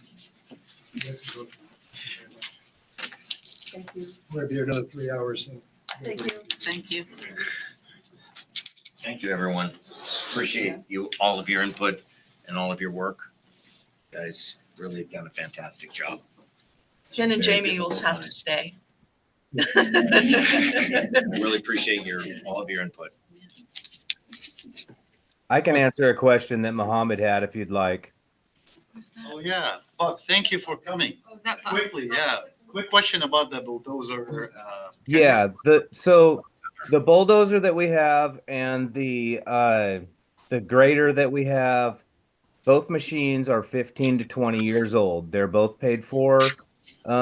They do not have a whole lot of use for us, but when we do use them, they're very useful. It's like having a giant wrench you never need until you really need it. But we also the county uses our bulldozer and we kind of trade usage from some of their equipment to our equipment. And the value of those pieces, if we were to sell them, I do not think we would gain on it. I think the value would be extremely low for what we're losing. That's my personal opinion, and I could look all that up if you would like. But like I said, they're at least 15 to 20 years old, and we do use them. And like I said, they're paid for, so I hope that kind of helps a little bit. Thank you very much, Buck. Yeah, that's very helpful. So Still push John's dirt around then. That's the new song. Thank you, Buck. thank you. Okay, I think we're about done with opportunity. We'll continue next week. Gonna keep that session, that part of the session shorter than we at the beginning. So per state law, we get state shared revenue. Laurie, what are those revenues like? The state shared revenue is taxes that the state collects, like cigarette taxes, liquor taxes, and they share that with the cities. And in order for us to receive a portion of that, we have to have a public hearing on it and report out on that. And the reason we do that, and we have to show that we fund a police department and or fire services in order to be able to receive those shared revenues. So I'm going to open a public hearing right now for the state shared revenues. Any questions or comments on that? We get the funds, they're already allocated, no question there. Does that have to do with the Proposition 5 taxes? I was half listening, I'm sorry. You said as long as we have, we're funding this department, that's something we're allowed. So in order to receive state shared revenue, we have to provide certain services such as police services. So the public hearing is open. Any other comments, questions? I hereby close the public hearing for the state shared revenue. Fulfilled our obligation to the state. Okay, so May 29th. Yeah, so for the May 29th, our third meeting, is there anything consensus-wise from the committee that you would like to send out to staff to review and come back with you with whatever revisions those are? I do think I'd like to hear some input from Lieutenant Hogue about where we could potentially reduce the police budget, because it sounds like he can comfortably get things done with the budget we've given them, but are there ways to save more money? I would prefer he was here, that we could actually, I have several questions. I believe he'll be back by then, so. Or to zoom in if he's not here. We need to show it. Could we approach the unions on COLA? I don't think that as a committee you can. No, I can't either. How do we between- pose that, just so we know it's off the table that's. Right. So that's something that John has already been in discussion Yeah, with. we're bargaining with both units right now. Our date with police is on May 29th, actually. For the affection. Yeah, we can. Okay, great. Talk about it. I mean, just the. Yeah. We've already talked about it to some level. I was gonna comment on. Anything else? Yes, on the tourism thing, I've reflected on what you said, Gloria, and I don't see any reason why we couldn't put 1.5 million as our income and add 200,000 to the income and then 200,000 to the money that the city make the thing go. Get people in, I think it's gonna be a bigger year than last year. And if it's bigger, then I think we should say to our contractor, let's make that happen. Yep. And that's something you thought would be reasonable. Yep. There you go. Okay. I'll hear a motion for adjournment. Second on adjournment. Favor to adjourn until May 29th, 6 PM. Say aye. Aye. Opposed? Adjourned. The next meeting is also going to be the urban renewal project.